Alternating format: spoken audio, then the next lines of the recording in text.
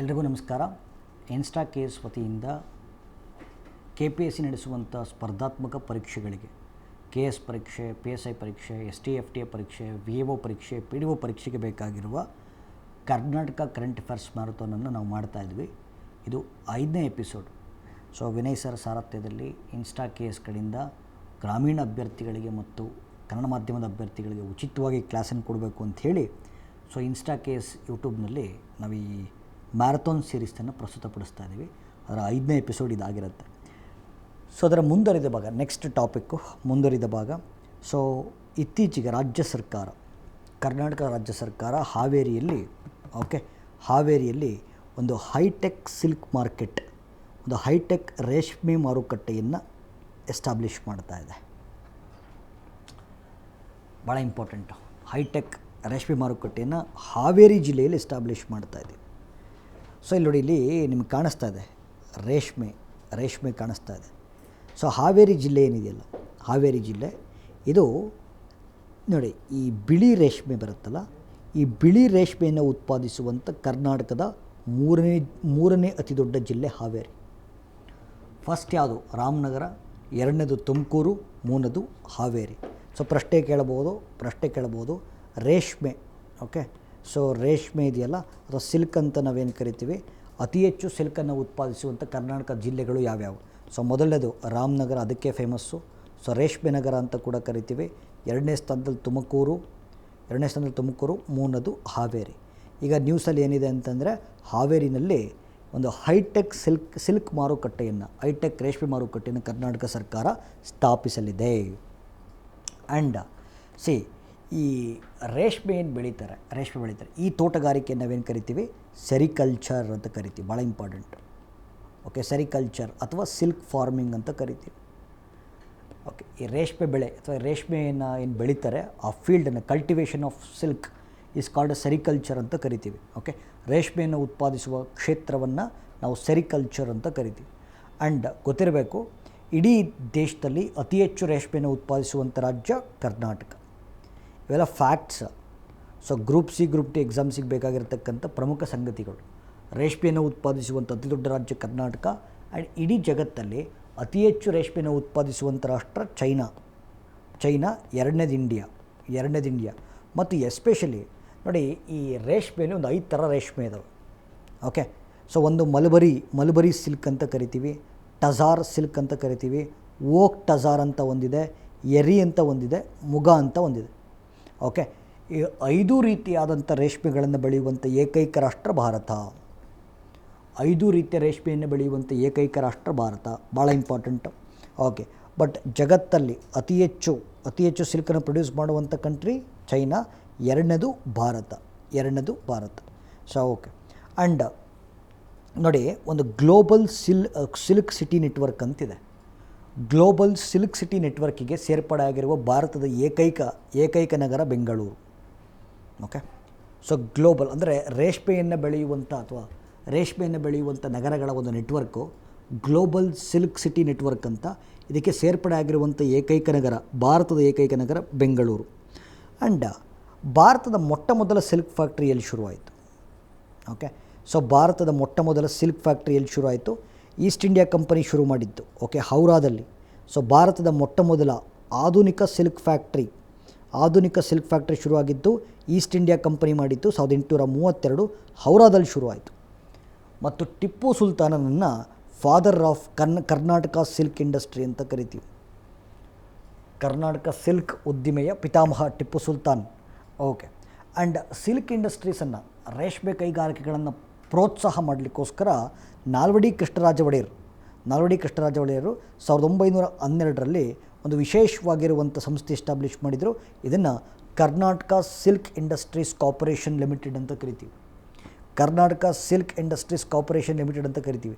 So ಇದು ರೇಷ್ಮೆಗೆ ಸಂಬಂಧಪಟ್ಟಂಥ ಅನೇಕ ಮಾಹಿತಿ. Okay, yes. ನೆಕ್ಸ್ಟು, ಓಕೆ, ಕರ್ನಾಟಕದಲ್ಲಿ ಅಮೃತ್ ಭಾರತ್ ಟ್ರೈನ್ ಇತ್ತೀಚೆಗೆ ಬಿಡುಗಡೆ ಮಾಡಿದ್ದೀವಿ. ಸೊ ಒಂದೇ ಭಾರತ್ ಬೇರೆ, ಅಮೃತ್ ಭಾರತ್ ಬೇರೆ. ಏನಕ್ಕೆ ಇದು ಅಮೃತ ಅಂತ ಯಾಕೆ ಹೆಸರಿಟ್ಟಿದ್ದಾರೆ? ಯಾಕೆ ಅಂದರೆ 2022 ಆಗಸ್ಟ್ 15ಕ್ಕೆ ಭಾರತಕ್ಕೆ ಸ್ವಾತಂತ್ರ್ಯ ಬಂದು 75 ವರ್ಷ ಆಯಿತು. ಈ 75ನೇ ಸ್ವಾತಂತ್ರ್ಯೋತ್ಸವನ ಸೆಲೆಬ್ರೇಟ್ ಮಾಡಲಿಕ್ಕೋಸ್ಕರ 75 ವಾರಗಳಲ್ಲಿ 75 ಸ್ಥಳಗಳಲ್ಲಿ 75 ಬೃಹತ್ ಕಾರ್ಯಕ್ರಮಗಳನ್ನು ಹಮ್ಮಿಕೊಂಡ್ವಿ. ಈ ಕಾರ್ಯಕ್ರಮಗಳ ಸರಣಿಯನ್ನು ನಾವೇನು ಕರಿತೀವಿ? ಆಜಾದಿ ಕಾ ಅಮೃತ್ ಮಹೋತ್ಸವ್. ಆಜಾದಿ ಕಾ ಅಮೃತ್ ಮಹೋತ್ಸವ್ 75ನೇ ವರ್ಷದ ಸ್ವಾತಂತ್ರ್ಯೋತ್ಸವವನ್ನು ಸ್ಮರಣೆ ಮಾಡಲಿಕ್ಕೋಸ್ಕರ 75 ವಾರಗಳಲ್ಲಿ 75 ಸ್ಥಳಗಳಲ್ಲಿ 75 ಬೃಹತ್ ಕಾರ್ಯಕ್ರಮಗಳನ್ನು ಹಮ್ಮಿಕೊಂಡ್ವಿ. ಈ ಕಾರ್ಯಕ್ರಮಗಳ ಸರಣಿಯನ್ನು ಆಜಾದಿ ಕಾ ಅಮೃತ್ ಮಹೋತ್ಸವ್. ಅದರ ಭಾಗವಾಗಿ ಒಂದು ವಿಶೇಷವಾಗಿರುವಂಥ ರೈಲು ಅಮೃತ ಭಾರತ. ಓಕೆ, ಅಮೃತ ಭಾರತ. ಒಂದೇ ಭಾರತ್ ನೋಡ್ಕೊಂಡಾಗ ವೈಟ್ ಮತ್ತು ಬ್ಲೂ ಕಲರ್ ಇದೆ. ವೈಟ್ ಮತ್ತು ಬ್ಲೂ ಕಲರ್. ಇದು ನೋಡಿ ಆರೆಂಜ್ ಕಲರ್, ಸ್ಯಾಫ್ರಾನ್ ಕಲರ್. ಭಾರತದ ಫ್ಲ್ಯಾಗಲ್ಲಿ ಸ್ಯಾಫ್ರಾನ್ ಕಲರ್ ಏನು ಬರುತ್ತಲ್ಲ, ಆ ಸ್ಯಾಫ್ರಾನ್ ಕಲರ್ ಇದೆ. ಇದರೊಂದು 22 ಕೋಚ್ ಇರುತ್ತೆ. 22 ಕೋಚ್ ಇರುತ್ತೆ. 1834 ಜನ ಪ್ರಯಾಣಿಕರು ಪ್ರಯಾಣವನ್ನು ಬಳಸ್ಬೋದು. Passenger capacity 1834. So 130 kilometre per ಹವರಲ್ಲಿ ಈ ಟ್ರೈನ್ ಹೋಗುತ್ತೆ. ಓಕೆ, ಭಾಳ ಇಂಪಾರ್ಟೆಂಟು. ಎಸ್ಪೆಷಲಿ ಇದು ನಿಮಗೆ ಎಕ್ಸ್ಪ್ರೆಸ್ ಆಗಿ ಬಳಸಲಾಗುತ್ತೆ. ಭಾಳ ಅದ್ಭುತವಾಗಿರುವಂಥ ಇಂಟೀರಿಯರ್ಸ್ ಇದ್ದಾವೆ. ಆಮೇಲೆ ಇನ್ನೊಂದು, ಇದಕ್ಕೆ ಟ್ರೈನ್ ಕೊಲೈಡಿಂಗ್ ಸಿಸ್ಟಮನ್ನು ಅಟ್ಯಾಚ್ ಮಾಡಲಾಗಿದೆ. ಅಂದರೆ ಅರ್ಥ ನೋಡಿ, ಎಷ್ಟೋ ಬರೀ ಟ್ರೈನ್ ಆಕ್ಸಿಡೆಂಟ್ ಆಗುತ್ತೆ. ಈ ಕಡೆಯಿಂದ ಒಂದು ಟ್ರೈನ್ ಬರ್ತಿರುತ್ತೆ, ಈ ಕಡೆಯಿಂದ ಒಂದು ಟ್ರೈನ್ ಬರ್ತಿರುತ್ತೆ. ಪ್ರಾಪರ್ ಸಿಗ್ನಲ್ ಸಿಗಲಿಲ್ಲ ಅಂತಂದ್ರೆ, ಈ ಕಡೆಯಿಂದ ಒಂದು ಟ್ರೈನ್ ಬರುತ್ತೆ, ಈ ಕಡೆ ಒಂದು ಟ್ರೈನ್ ಬರುತ್ತೆ, ಪ್ರಾಪರ್ ಸಿಗ್ನಲ್ ಸಿಕ್ಕಿಲ್ಲ, ಕಮ್ಯುನಿಕೇಷನ್ ಸರಿಯಾಗಿ ಟ್ರೈನ್ ಕೊಲೈಡ್ ಆಗ್ಬೋದು. ಇತ್ತೀಚೆಗೆ ಭಾರತ ತನ್ನದೇ ಆಗಿರುವಂಥ ಸ್ವದೇಶಿ ನಿರ್ಮಿತ ಟ್ರೈನ್ ಕೊಲೈಡಿಂಗ್ ಸಿಸ್ಟಮನ್ನು ಅಂದರೆ ಟ್ರೈನ್ ಕೊಲಿಷನ್ಸನ್ನು ಅವಾಯ್ಡ್ ಮಾಡಲಿಕ್ಕೆ ಒಂದು ವಿಶೇಷವಾಗಿರುವ ತಂತ್ರಜ್ಞಾನವನ್ನು ಡೆವಲಪ್ ಮಾಡಿದೆ. ಕವಚ್ ಅಂತ ಕರಿತೀವಿ, ಭಾಳ ಇಂಪಾರ್ಟೆಂಟ್ ಇದು. ಓಕೆ, ಭಾರತವೇ ಅಭಿವೃದ್ಧಿಪಡಿಸಿರುವ, ಅಂದರೆ ಟ್ರೈನ್ ಕೊಲಿಷನ್ಸನ್ನು ಅವಾಯ್ಡ್ ಮಾಡಲಿಕ್ಕೆ ಭಾರತವೇ ಅಭಿವೃದ್ಧಿಪಡಿಸಿರುವಂಥ ತಂತ್ರಜ್ಞಾನ ಕವಚ್. ಓಕೆ, ಒಂದು ಅದ್ಭುತವಾಗಿರ್ತಕ್ಕಂಥ ಇಂಟೀರಿಯರ್ ಇದೆ. ಕವಚ್ ತಂತ್ರಜ್ಞಾನವನ್ನು ಅಳವಡಿಸಲಾಗಿದೆ. LED ಲೈಟಿಂಗ್ ಇದೆ, ಒಳಗಡೆ CC ಕ್ಯಾಮ್ರಾಗಳಿದ್ದಾವೆ, ಫೋನ್ ಚಾರ್ಜ್ ಮಾಡ್ಬೋದು, ಮತ್ತು ಆಧುನಿಕ ಟಾಯ್ಲೆಟ್ಸ್ಗಳಿದ್ದಾವೆ. ಒಂದು ವಿಶೇಷವಾಗಿರುವಂಥ ರೈಲಿದು ಅಮೃತ್ ಭಾರತ್ ಅಂತ. ಅಮೃತ್ ಭಾರತ್. ಬಟ್ ಪ್ರೆಸೆಂಟು ಈಗ ಅಮೃತ ಭಾರತವನ್ನು ಬಿಟ್ಟಿರೋದು 2 ರೂಟಲ್ಲಿ. ಒಂದು ಪಶ್ಚಿಮ ಬಂಗಾಳದಿಂದ ಮಾಲ್ಡಾ ವೆಸ್ಟ್ ಬೆಂಗಾಲಿಂದ ಶುರುವಾಗುತ್ತೆ, ಬೆಂಗಳೂರಿನ ವಿಶ್ವೇಶ್ವರಯ್ಯ ಟರ್ಮಿನಲಿಗೆ ಬಂದು ನಿಂತ್ಕೊಳ್ಳುತ್ತೆ. ಇದು ಒಂದು ರೂಟು. ಓಕೆ, 2 ರೂಟಲ್ಲಿ ಅಮೃತ ಭಾರತ ಇರೋದು. ವೆಸ್ಟ್ ಬೆಂಗಾಲ್ ಟು ಬೆಂಗಳೂರು ಒಂದು, ಇನ್ನೊಂದು ಅಯೋಧ್ಯ ಟು ಡೆಲ್ಲಿ. ಓಕೆ, ದರ್ಭಂಗ ಅಯೋಧ್ಯದಿಂದ ಹಿಡಿದು ದೆಹಲಿಯ ಆನಂದ್ ವಿಹಾರ್ ಟರ್ಮಿನಲ್ಲು, 2 ರೂಟಲ್ಲಿ ಅಮೃತ ಭಾರತ್ ಇರೋದು. ಓಕೆ, ಮುಂದಿನ ದಿನಗಳಲ್ಲಿ ಇನ್ನೂ ಹೆಚ್ಚಿಸ್ತಾ ಹೋಗ್ತಾರೆ. ಒಂದು ಆಧುನಿಕ ರೈಲು ಅಂತ ಕರಿಬೋದು, ಆಧುನಿಕ ರೈಲು. ಓಕೆ, ನೆಕ್ಸ್ಟು, ಇತ್ತೀಚೆಗೆ ಉಪಮುಖ್ಯಮಂತ್ರಿಗಳು, ಕರ್ನಾಟಕ ರಾಜ್ಯದ ಉಪಮುಖ್ಯಮಂತ್ರಿಗಳು 3 ಆ್ಯಪನ್ನು ಲಾಂಚ್ ಮಾಡಿದರು. ಹಸಿರು ರಕ್ಷಕ ಅಂತ ಒಂದು, ಉದ್ಯಾನ ಮಿತ್ರ ಅಂತ ಒಂದು, ಕೆರೆ ಮಿತ್ರ ಅಂತ ಒಂದು. ಹಸಿರು ರಕ್ಷಕ ಏನಕ್ಕೆ? ಓಕೆ, ಹಸಿರು ರಕ್ಷಕ ಬೆಂಗಳೂರಿನಲ್ಲಿ ನಗರದಾದ್ಯಂತ ಶಾಲಾ ವಿದ್ಯಾರ್ಥಿಗಳು ಮತ್ತು ಕಾಲೇಜ್ ವಿದ್ಯಾರ್ಥಿಗಳನ್ನು ಬಳಸ್ಕೊಂಡು 1 ವರ್ಷಕ್ಕೆ 2 ಲಕ್ಷ ಸಸ್ಯಗಳನ್ನು ನೆಡುವಂಥ ಒಂದು ಕಾರ್ಯಕ್ರಮ. ಶಾಲಾ ಕಾಲೇಜು ವಿದ್ಯಾರ್ಥಿಗಳನ್ನು ಬಳಸ್ಕೊಂಡು 2 ಲಕ್ಷ ಸಸ್ಯಗಳನ್ನು ನೆಡ್ತೀವಿ. ಆ ನೆಟ್ಟ ಸಸ್ಯಗಳನ್ನು ಮೌಲ್ಯಮಾಪನ ಮಾಡಲಿಕ್ಕೆ, ಆ ನೆಟ್ಟ ಸಸ್ಯಗಳನ್ನು ಮಾನಿಟರ್ ಮಾಡಲಿಕ್ಕೋಸ್ಕರ ಒಂದು ವಿಶೇಷವಾಗಿರುವಂಥ ಆ್ಯಪು ಹಸಿರು ರಕ್ಷಕ ಅಂತ. ಹಸಿರು ರಕ್ಷಕ ಇದು ಒಂದು ಆ್ಯಪು. ಎರಡನೇದು ಉದ್ಯಾನ ಮಿತ್ರ ಅಂತ ಕರಿತೀವಿ, ಉದ್ಯಾನ ಮಿತ್ರ ಆ್ಯಪ್. ಓಕೆ, ನೋಡಿ, ಈಗ ಒಂದು ಏರಿಯಾ ಇರುತ್ತೆ, ಒಂದು ಲೇಔಟ್ ಇರುತ್ತೆ, ಸಾಕಷ್ಟು ಪಾರ್ಕ್ ಇರ್ತವೆ. ಆ ಪಾರ್ಕನ್ನು ಮೇಂಟೈನ್ ಮಾಡಲಿಕ್ಕೋಸ್ಕರ, ಆ ಪಾರ್ಕನ್ನು ಮಾನಿಟರ್ ಮಾಡಲಿಕ್ಕೋಸ್ಕರ ಒಂದು ವಿಶೇಷವಾಗಿರುವಂಥ ಆ್ಯಪು ಉದ್ಯಾನ ಮಿತ್ರ. ಅವ್ರವ್ರ ಏರಿಯಾ ಪಾರ್ಕನ್ನು ಅವರವರೇ ನೋಡ್ಕೋಬೇಕು, ಅವ್ರವ್ರ ಏರಿಯಾ ಪಾರ್ಕನ್ನು ಅವರವರೇ ಚೆನ್ನಾಗಿ ಇಟ್ಕೋಬೇಕು. ಅದನ್ನು ಆ ಮೇಂಟೆನೆನ್ಸು, ಪಾರ್ಕ್ ಮೇಂಟೆನೆನ್ಸು, ಅದರ ಕ್ಲೀನಿನೆಸ್ಸು, ಇವೆಲ್ಲವನ್ನು ಮಾನಿಟರ್ ಮಾಡಲಿಕ್ಕೋಸ್ಕರ ಒಂದು ವಿಶೇಷವಾಗಿರುವಂಥ ಆ್ಯಪು ಉದ್ಯಾನ ಮಿತ್ರ. ಓಕೆ, ಕೆರೆಗಳನ್ನು ಮೌಲ್ಯಮಾಪನ ಈಗ ಕೆರೆಗೆ ಯಾರೋ ಬರ್ತಾರೆ, ವೇಸ್ಟ್ ಬಿಸಾಕಿ ಹೋಗ್ತಾರೆ. ಓಕೆ, ಕೆರೆಗಳೆಲ್ಲ ಗಲೀಜಾಗ್ತಿದ್ದಾವೆ. ಕೆರೆಗಳ ನೈರ್ಮಲ್ಯತೆಯನ್ನು ಮೌಲ್ಯಮಾಪನ ಮಾಡಲಿಕ್ಕೋಸ್ಕರ ಕೆರೆ ಮಿತ್ರ. ಅರಣ್ಯೀಕರಣ ಚಟುವಟಿಕೆಯನ್ನು ಉತ್ತೇಜನ ಮಾಡಲಿಕ್ಕೋಸ್ಕರ ಹಸಿರು ರಕ್ಷಕ. ನಗರದಾದ್ಯಂತ ಉದ್ಯಾನವನಗಳನ್ನು ಮೌಲ್ಯಮಾಪನ ಮಾಡಲಿಕ್ಕೋಸ್ಕರ ಉದ್ಯಾನ ಮಿತ್ರ, ಕೆರೆಗಳನ್ನು ಮೌಲ್ಯಮಾಪನ ಮಾಡಲಿಕ್ಕೋಸ್ಕರ ಕೆರೆ ಮಿತ್ರ. ಓಕೆ, ಸೊ ವಿಶೇಷವಾಗಿರುವಂಥ ಆ್ಯಪು. ಓಕೆ, ಸೊ ಕರ್ನಾಟಕ ಮತ್ತು ಮಹಾರಾಷ್ಟ್ರದ ಗಡಿ ವಿವಾದ. ಕರ್ನಾಟಕ ಮತ್ತು ಮಹಾರಾಷ್ಟ್ರದ ಗಡಿ ವಿವಾದ ಇದು ಭಾಳ ಹಿಂದಕ್ಕೆ ಹೋಗುತ್ತೆ, ಒಂದು 50 ವರ್ಷ ಹಳೆದಿದೆ. ನೋಡಿ, ಇಲ್ಲಿ ಬೆಳಗಾವಿ ಜಿಲ್ಲೆ ಕಾಣಿಸ್ತಾ ಇದೆ ಮ್ಯಾಪು. ಓಕೆ, ಸೊ ಈ ಬೆಳಗಾವಿ ಮಹಾರಾಷ್ಟ್ರ ಮತ್ತು ಕರ್ನಾಟಕದ ಗಡಿಯ ಭಾಗದಲ್ಲಿ ಕಂಡುಬರುವಂಥ ಒಂದು ಜಿಲ್ಲೆ ಬೆಳಗಾವಿ. ಈ ಬೆಳಗಾವಿ ಮತ್ತು ಮಹಾರಾಷ್ಟ್ರದ ಗಡಿಯಲ್ಲಿ ಸರಿಸುಮಾರು 247 ಗ್ರಾಮಗಳು ಬರ್ತವೆ. ಓಕೆ, ಇಲ್ಲಿ ಕನ್ನಡಿಗರೂ ಇದ್ದಾರೆ, ಕನ್ನಡ ಸ್ಪೀಕಿಂಗ್ ಪೀಪಲ್ಲೂ ಇದ್ದಾರೆ, ಮರಾಠಿ ಮಾತಾಡೋರು ಇದ್ದಾರೆ. ಕನ್ನಡಿಗರು ಇದ್ದಾರೆ, ಮರಾಠಿ ಸ್ಪೀಕಿಂಗ್ ಪೀಪಲ್ ಕೂಡ ಇದ್ದಾರೆ. ಮಹಾರಾಷ್ಟ್ರ ಇದು ನಮ್ಮದು ಅಂತ, ಕರ್ನಾಟಕ ಇದು ನಮ್ಮದು ಅಂತ. ಈ ಸಮಸ್ಯೆ ಯಾಕಾಗುತ್ತೆ ಅಂದರೆ, ಒಂದು ಪ್ರದೇಶದಲ್ಲಿ ದ್ವಿಭಾಷಿಕರಿದ್ದಾಗ, ಎರಡೂ ಭಾಷೆಗಳನ್ನು ಮಾತನಾಡತಕ್ಕಂಥ ಜನಸಂಖ್ಯೆ ಇದ್ದಾಗ ಈ ಡಿಸ್ಪ್ಯೂಟ್ ಬಂದುಬಿಡುತ್ತೆ. ಬಿಕಾಸ್ ನಾವು ಈ ರಾಜ್ಯಗಳನ್ನು ಕ್ರಿಯೇಟ್ ಮಾಡಬೇಕಾದ್ರೆ ಭಾಷಾವರು ಕ್ರಿಯೇಟ್ ಮಾಡಿದ್ವಿ. ಲಿಂಗ್ವಿಸ್ಟಿಕ್ ಅಂದರೆ language is one of the parameter ಅಲ್ವಾ. ಸೊ ಅಲ್ಲಿ ಮರಾಠಿಗರು ಕೂಡ ಜಾಸ್ತಿ ಸಂಖ್ಯೆಯಲ್ಲಿ ಇರೋದನ್ನು ಮಹಾರಾಷ್ಟ್ರ ತಮ್ಮದು ಅಂತ ಹೇಳುತ್ತೆ. ಸೊ ಈ ಗಡಿ ವಿವಾದವನ್ನು ಬಗೆಹರಿಸಲಿಕ್ಕೋಸ್ಕರ 1966ರಲ್ಲಿ ಕೇಂದ್ರ ಸರ್ಕಾರ ಒಂದು ಆಯೋಗವನ್ನು ರಚನೆ ಮಾಡಿತು, ಮಹಾಜನ್ ಆಯೋಗ ಅಂತ. ಮಹಾಜನ್ ಆಯೋಗ. ಸೊ ಇದು ಪೂರ್ತಿ ಸ್ಟಡಿ ಮಾಡಿಬಿಟ್ಟು ಬೆಳಗಾವಿ ಮತ್ತು ಗಡಿ ಭಾಗದಲ್ಲಿ ಕಂಡುಬರುವಂಥ 247 ಗ್ರಾಮಗಳು ಕರ್ನಾಟಕಕ್ಕೆ ಸಂಬಂಧಪಟ್ಟಿದ್ದು ಅಂತ ಹೇಳಿ ಒಂದು ರೆಕಮೆಂಡೇಷನ್ ಕೊಡ್ತು. ಆ ರೆಕಮೆಂಡೇಷನ್ಸನ್ನು ಕೇಂದ್ರ ಸರ್ಕಾರವೂ ಕೂಡ ಒಪ್ಕೊಳ್ಳುತ್ತೆ. ಆದರೆ ಇದು ಮಹಾರಾಷ್ಟ್ರದವ್ರಿಗೆ ಆಗಲಿಲ್ಲ. ಅವರು ಸುಪ್ರೀಂ ಕೋರ್ಟ್ಗೆ ಹೋದರು. ಬಟ್ ಸದ್ಯದ ಪರಿಸ್ಥಿತಿಯಲ್ಲಿ ಬೆಳಗಾವಿ ಕನ್ನಡದ ಭಾಗ, ಕರ್ನಾಟಕದ ಒಂದು ಅವಿಭಾಜ್ಯ ಅಂಗ. ಸೊ ಅದನ್ನು ಮಹಾರಾಷ್ಟ್ರಕ್ಕೆ ಬಿಟ್ಕೊಡೋಕ್ಕಾಗಲ್ಲ. Yes, politics is different. Okay, ಈಗೇನು ಪ್ರಶ್ನೆ ಕೇಳ್ಬೋದು ಎಕ್ಸಾಮಲ್ಲಿ ಅಂತಂದರೆ, ಮಹಾಜನ್ ಆಯೋಗ ಕೆಳಗಿನ ಯಾವುದಕ್ಕೆ ಸಂಬಂಧಿಸಿದೆ? ಕರ್ನಾಟಕ ಮತ್ತು ಮಹಾರಾಷ್ಟ್ರದ ಗಡಿ ವಿವಾದವನ್ನು ಬಗೆಹರಿಸಲು ರಚಿಸಲಾಗಿರುವಂಥ ಆಯೋಗವನ್ನು ಮಹಾಜನ್ ಆಯೋಗ ಅಂತ ಕರಿತೀವಿ.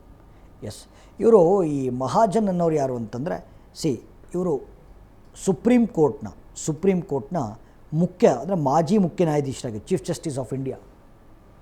Okay, so chief justice of India Mehar Chand Mahajan ಅವರ ನೇತೃತ್ವದಲ್ಲಿ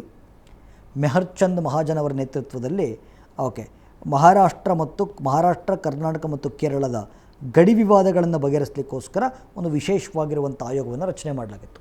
ಇದನ್ನು ಮಹಾಜನ್ ಕಮಿಷನ್ ಅಂತಲೇ ಕರಿತೀವಿ. Okay, next Swachh Survekshan survey 2023. Swachh Survekshan survey 2023. Okay, ಈಗ ಸ್ವಚ್ಛ ಭಾರತ್ ನಿಮಗೆ ಗೊತ್ತಿದೆ. ಕೇಳಿಸ್ಕೊಳ್ಳಿ, ಭಾಳ important. Okay, 1 second. Swachh Bharat ನಿಮಗೆ ಗೊತ್ತಿದೆ. ಸ್ವಚ್ಛ ಭಾರತ್ ಉದ್ದೇಶ ಬಂದು ದೇಶದಾದ್ಯಂತ ನೈರ್ಮಲ್ಯತೆಯನ್ನು ಕಾಪಾಡುವುದು. 2014 ಅಕ್ಟೋಬರ್ 2ನೇ ತಾರೀಕು ಈ ಯೋಜನೆ ಲಾಂಚ್ ಆಗಿತ್ತು. ಅದರ ಕೆಳಗಡೆ 2 ಉದ್ದೇಶ ಇದ್ದಾವೆ, 2 ಕಾಂಪೊನೆಂಟ್ ಇದ್ದಾವೆ. ಘಟಕ ಸ್ವಚ್ಛ ಭಾರತ್ ಗ್ರಾಮೀಣ ಅಂತ ಒಂದು ಘಟಕ, ಸ್ವಚ್ಛ ಭಾರತ್ ನಗರ ಅಂತ ಒಂದು ಘಟಕ. ಸ್ವಚ್ಛ ಭಾರತ್ ಗ್ರಾಮೀಣದ ಉದ್ದೇಶವೇ ಬೇರೆ, ನಗರ ಭಾಗದ ಉದ್ದೇಶವೇ ಬೇರೆ. ಸ್ವಚ್ಛ ಭಾರತ್ ಗ್ರಾಮೀಣ ವಿಭಾಗದ ಉದ್ದೇಶ ಬಂದು ಓಪನ್ ಡಿಫಿಕೇಷನ್ ಫ್ರೀ, ಬಯಲು ಶೌಚಾಲಯಗಳನ್ನು ನಿರ್ಮೂಲನೆ ಮಾಡೋದು. ದೇಶದಾದ್ಯಂತ ಬಯಲು ಶೌಚಾಲಯಗಳನ್ನು ನಿರ್ಮೂಲನೆ ಮಾಡೋದು. ಸ್ವಚ್ಛ ಭಾರತ್ ಅರ್ಬನ್ ಬಂದು ಸಾಲಿಡ್ ವೇಸ್ಟ್ ಮ್ಯಾನೇಜ್ಮೆಂಟ್, ಘನತ್ಯಾಜ್ಯ ನಿರ್ವಹಣೆ. ಈಗ ನಾನು ಮಾತಾಡೋಕ್ಕೆ ಕೊಟ್ಟಿರೋದು ಸ್ವಚ್ಛ ಭಾರತ್ ಅರ್ಬನ್ ಬಗ್ಗೆ, ನಾನು ಗ್ರಾಮೀಣ ಬಗ್ಗೆ ಮಾತಾಡ್ತಾನೇ ಇಲ್ಲ. ಓಕೆ, ಭಾರತದ ಪ್ರತಿಯೊಂದು ನಗರಗಳಲ್ಲಿ ನೈರ್ಮಲ್ಯತೆಯನ್ನು ಮೌಲ್ಯಮಾಪನ ಮಾಡಿ ನಗರಗಳಿಗೆ ರ್ಯಾಂಕಿಂಗನ್ನು ನೀಡಲು ministry of housing and urban affairs Swachh Bharat urban ಅಡಿಯಲ್ಲಿ ಜಾರಿಗೆ ತಂದಿರುವಂಥ ಸಮೀಕ್ಷೆಯನ್ನು ಸ್ವಚ್ಛ ಸರ್ವೇಕ್ಷಣ ಅಂತ ಕರಿತೀವಿ. ಇಂಡಿಯಾದ ಪ್ರತಿಯೊಂದು ಸಿಟೀಸಲ್ಲಿ ಕ್ಲೀನ್ನೆಸ್ಸನ್ನು ಮಾನಿಟರ್ ಮಾಡಿ, ಕ್ಲೀನ್ನೆಸ್ಸನ್ನು ಎವ್ಯಾಲ್ಯುವೇಟ್ ಮಾಡಿ, ಪ್ರತಿಯೊಂದು ಸಿಟೀಸ್ಗಳಿಗೆ ರ್ಯಾಂಕಿಂಗನ್ನು ಕೊಡಲಿಕ್ಕೋಸ್ಕರ ministry of housing and urban affairs Swachh Bharat ಅರ್ಬನ್ನ ಅಡಿಯಲ್ಲಿ ಜಾರಿಗೆ ತಂದಿರುವಂಥ ಸಮೀಕ್ಷೆಯನ್ನು ಸ್ವಚ್ಛ ಸರ್ವೇಕ್ಷಣ ಸಮೀಕ್ಷೆ ಅಂತ. ಓಕೆ, ಪ್ರಶ್ನೆ ಕೇಳ್ತಾರೆ, ಸ್ವಚ್ಛ ಭಾರತ್ ಅರ್ಬನ್ನನ್ನು ಇಂಪ್ಲಿಮೆಂಟ್ ಮಾಡುವಂಥ ಮಿನಿಸ್ಟ್ರಿ ಯಾವುದು? ವಸತಿ ಮತ್ತು ನಗರ ವ್ಯವಹಾರಗಳ ಸಚಿವಾಲಯ. ಸ್ವಚ್ಛ ಭಾರತ್ ನಗರ ವಿಭಾಗದ ಉದ್ದೇಶ ಏನು? ಘನತ್ಯಾಜ್ಯ ನಿರ್ವಹಣೆ. ಸ್ವಚ್ಛ ಸರ್ವೇಕ್ಷಣ ಸಮೀಕ್ಷೆಯನ್ನು ಬಿಡುಗಡೆ ಮಾಡುವಂಥ ಸಚಿವಾಲಯ ಯಾವುದು? ವಸತಿ ಮತ್ತು ನಗರ ವ್ಯವಹಾರಗಳ ಸಚಿವಾಲಯ. ಇದರಲ್ಲಿ ನಗರಗಳಿಗೆ ರ್ಯಾಂಕಿಂಗ್ ಕೊಡಬೇಕು, 2 ವಿಭಾಗ ಮಾಡ್ಕೊಂಡಿದ್ದಾರೆ. Okay, above 10 lakh population, below 1 lakh population ಅಂತ. Above 10 lakh population, below 1 lakh population. Okay, ಈ ದೊಡ್ಡ ನಗರಗಳ ವಿಭಾಗದಲ್ಲಿ ಓಕೆ, ಭಾರತದ ಕ್ಲೀನೆಸ್ಟ್ ಸಿಟಿ ಅಂತ ಡಿಕ್ಲೇರ್ ಆಗಿರೋದು, ಭಾರತದ ಕ್ಲೀನೆಸ್ಟ್ ಸಿಟಿ ಅಂತ ಡಿಕ್ಲೇರ್ ಆಗಿದೆ ಇಂಡೋರ್ ಮತ್ತು ಸೂರತ್. ಓಕೆ, ಸೊ ಕ್ಲೀನೆಸ್ಟ್, ಈಗ ನೋಡಿ ನಾನು ರ್ಯಾಂಕಿಂಗ್ಸ್ ಬಗ್ಗೆ ಮಾತಾಡ್ತಾ ಇದ್ದೀನಿ. ಈಗ ಇಷ್ಟೊತ್ತು ಬೇಸಿಕ್ಸ್ ಹೇಳ್ಕೊಟ್ಟೆ. ಓಕೆ, ಕ್ಲೀನೆಸ್ಟ್ ಸಿಟಿ ಅಂತ ಡಿಕ್ಲೇರ್ ಆಗಿರೋದು ಇಂಡೋರ್ ಮತ್ತು ಸೂರತ್ ಫಸ್ಟ್ ಪ್ಲೇಸಲ್ಲಿ.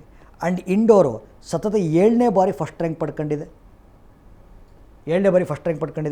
2ನೇ ಸ್ಥಾನದಲ್ಲಿ ಬಂದು ನವಿ ಮುಂಬೈ.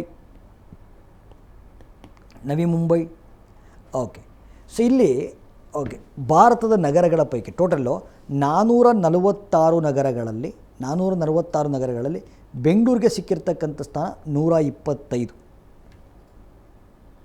ಓಕೆ, ಬೆಂಗಳೂರಿಗೆ ಸಿಕ್ಕಿರ್ತಕ್ಕಂಥ ಸ್ಥಾನ 125, 125th rank out of 446 cities. ಕರ್ನಾಟಕದ ಕ್ಲೀನೆಸ್ಟ್ ಸಿಟಿಗಳು ಯಾವುದು ಅಂತಂದರೆ, ಕರ್ನಾಟಕದಲ್ಲಿ Mysuru is the cleanest city, first place ಕರ್ನಾಟಕದಲ್ಲಿದು. ಓಕೆ, ದೇಶದಲ್ಲ. ಆಮೇಲೆ ಓಕೆ, ದೇಶದಲ್ಲಿ ಇಂದೋರ್ ಮತ್ತು ಸೂರತ್ತು ಫಸ್ಟ್ ಪ್ಲೇಸು, 2ನೇ ಪ್ಲೇಸು ನವಿ ಮುಂಬೈಯು. ಸೊ ಬೆಂಗಳೂರಿಗೆ ಸಿಕ್ಕಿರೋಂಥ ಸ್ಥಾನ 125.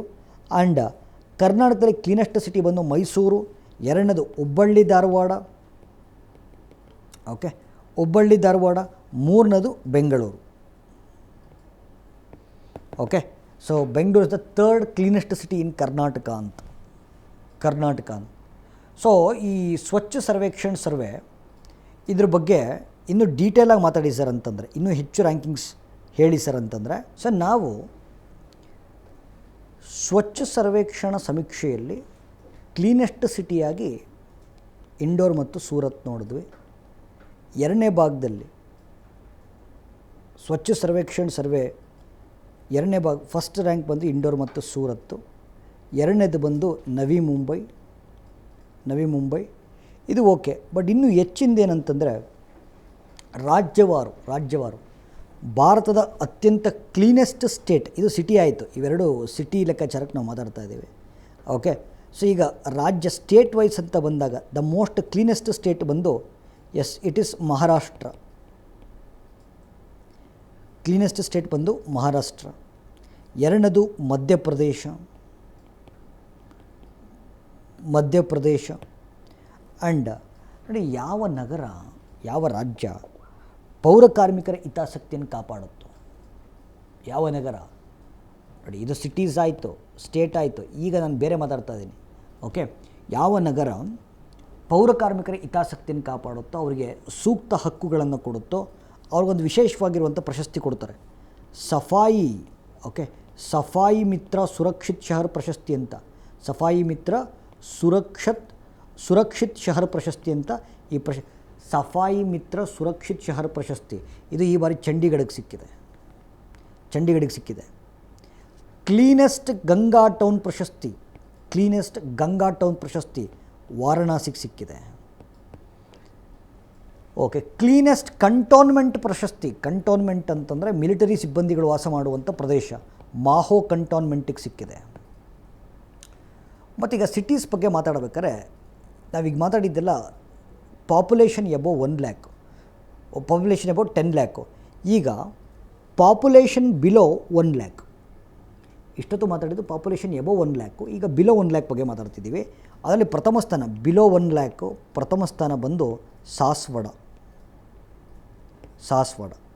ಸೊ ಇಷ್ಟು ಸ್ವಚ್ಛ ಸುರಕ್ಷಣೆ ಮತ್ತು ಸ್ವಚ್ಛ ಸರ್ವೇಕ್ಷಣೆ ಬಗ್ಗೆ ಯಾವಾಗಲೂ ಕೂಡ ಒಂದು ಪ್ರಶ್ನೆ ಗ್ಯಾರಂಟಿ ಇದ್ದೇ ಇರುತ್ತೆ. ಓಕೆ, ಸೊ ಎಲ್ಲ ಮಾಹಿತಿಯನ್ನು ಕೂಡ ಡೀಟೇಲಾಗಿ ಹೇಳಿದ್ದೀನಿ. ಓಕೆ, ನೆಕ್ಸ್ಟು ಯುನೆಸ್ಕೋದ ವಿಶ್ವ ಪರಂಪರೆ ತಾಣಗಳು.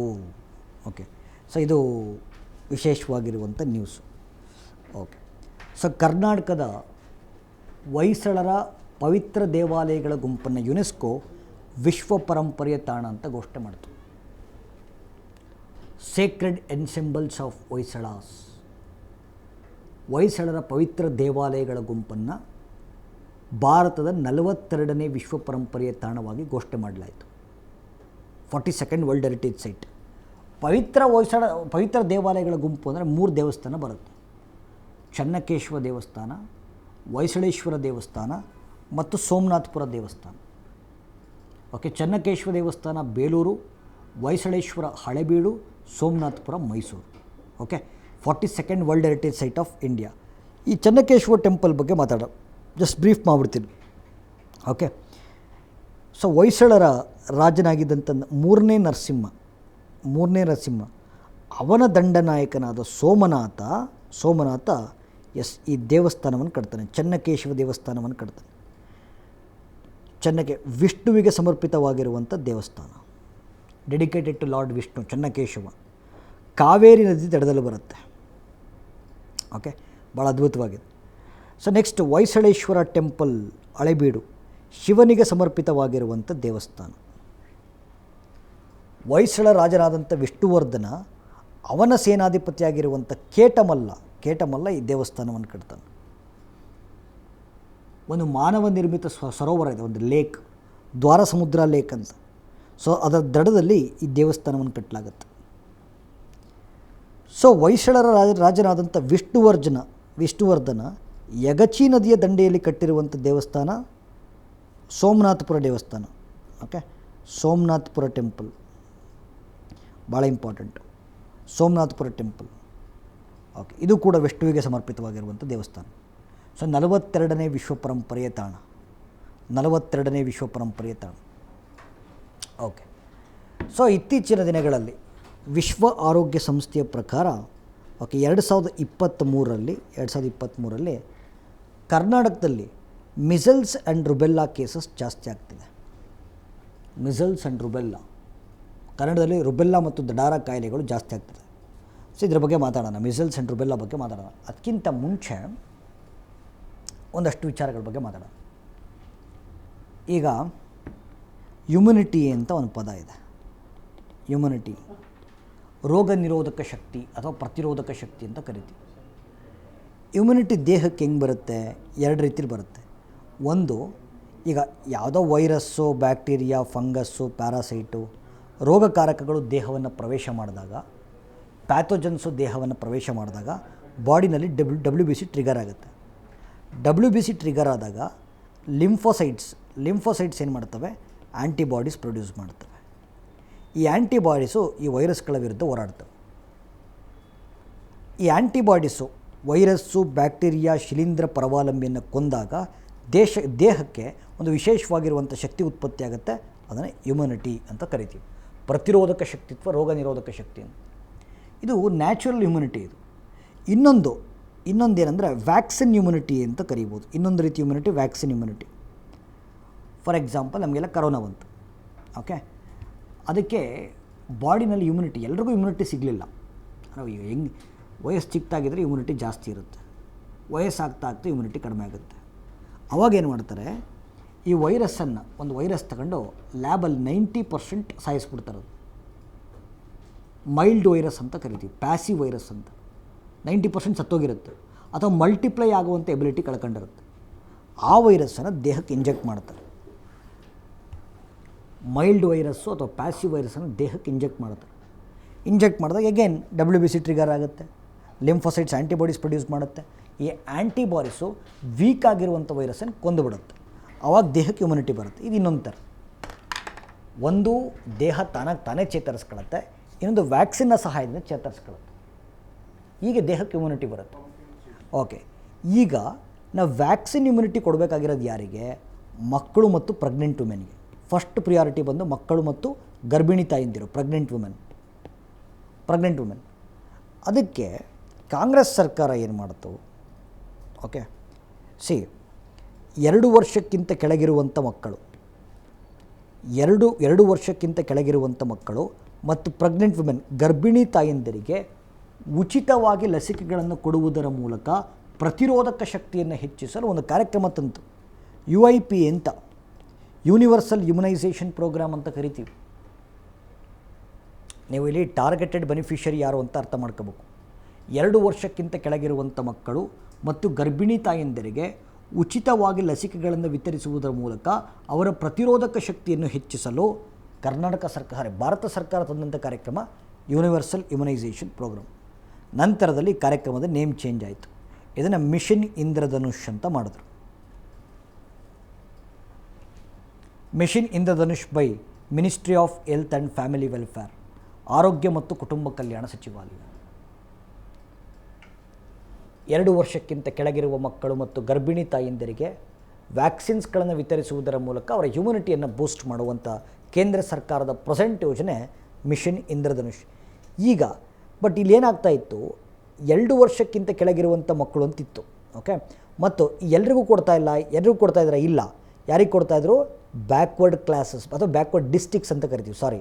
ಬ್ಯಾಕ್ವರ್ಡ್ ಡಿಸ್ಟಿಕ್ಸು ಅಂದರೆ ದೇಶದಾದ್ಯಂತ ಎಲ್ಲರೂ ಕೊಡ್ತಾರಲ್ಲ. ಫಸ್ಟ್ ಪ್ರಿಯಾರಿಟಿ ಯಾರ ಮೇಲಿತ್ತು? ಹಿಂದುಳಿದಿರುವ ಜಿಲ್ಲೆಗಳು, backward districts of the country.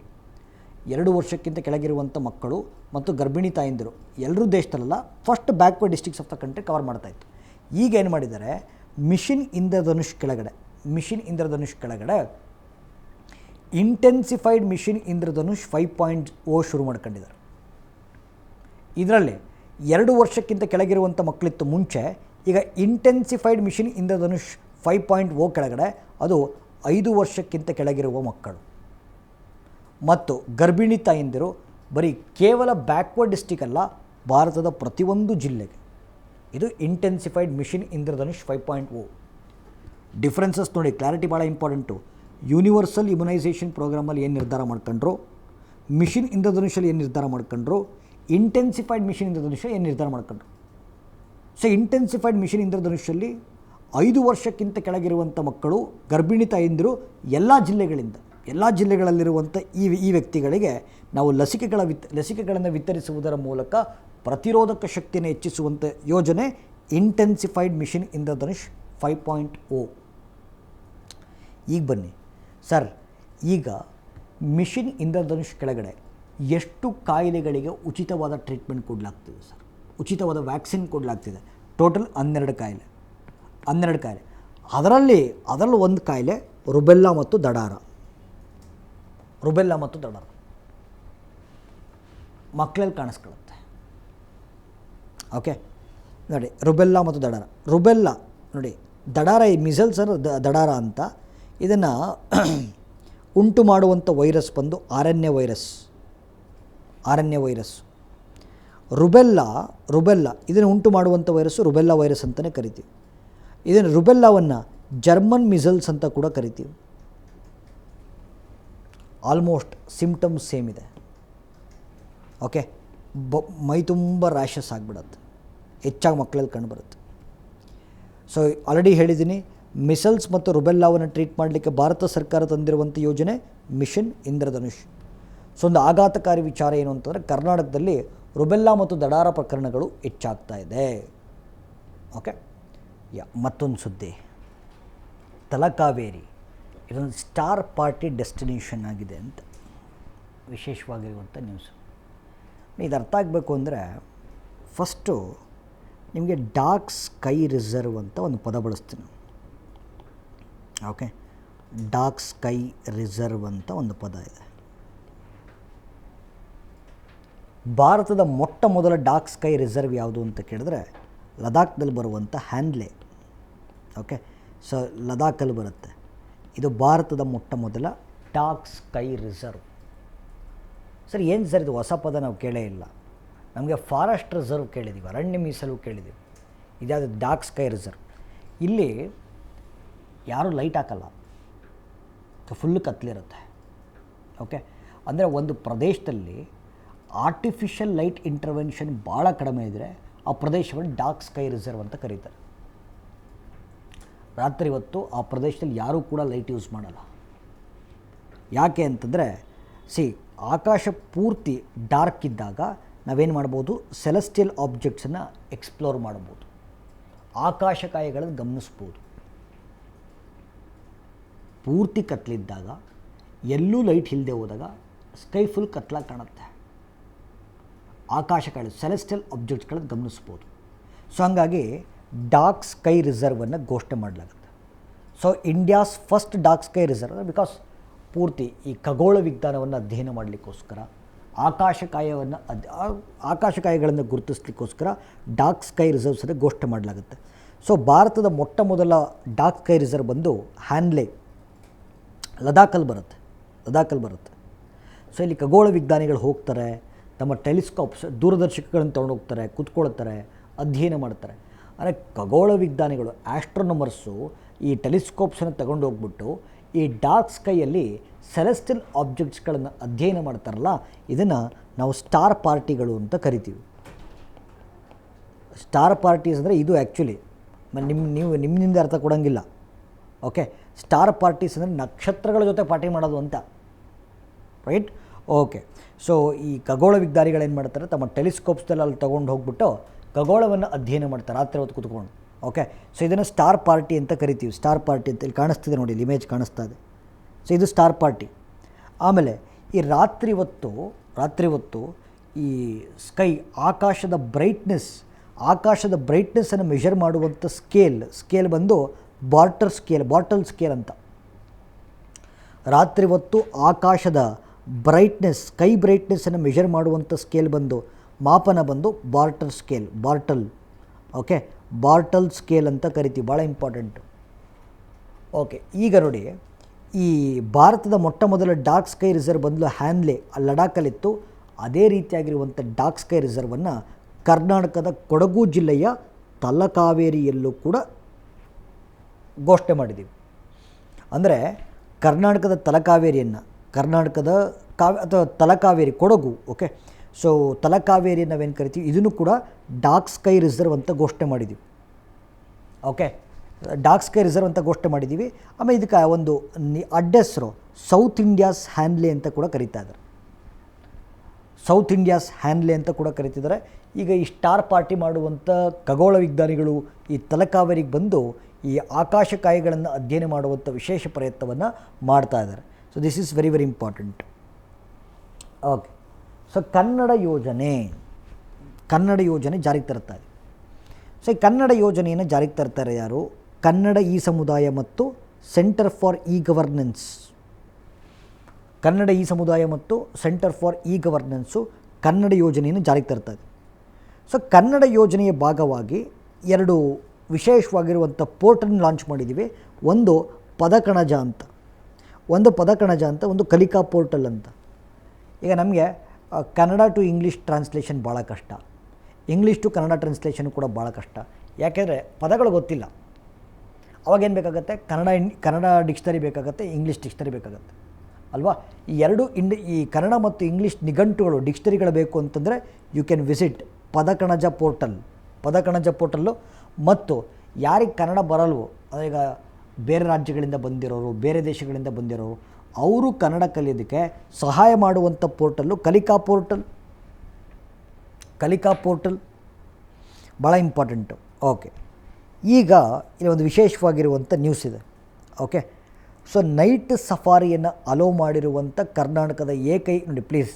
Okay, so Hampi zoo to have its first night safari in Karnataka state. ರಾತ್ರಿ ಹೊತ್ತು ಸಫಾರಿಯನ್ನು ಅಲೋ ಮಾಡಿರುವಂಥ ಕರ್ನಾಟಕ ರಾಜ್ಯದ ಏಕೈಕ ಝೂ ಬಂದು Hampi zoo. Okay, Hampi zoo. ಸರಿ, ಈಗ ಕೇಳಿಸ್ಕೊಳ್ಳಿ, ಈ ಹಂಪಿ ಝೂ ಬಗ್ಗೆ ಮಾತಾಡೋಣ.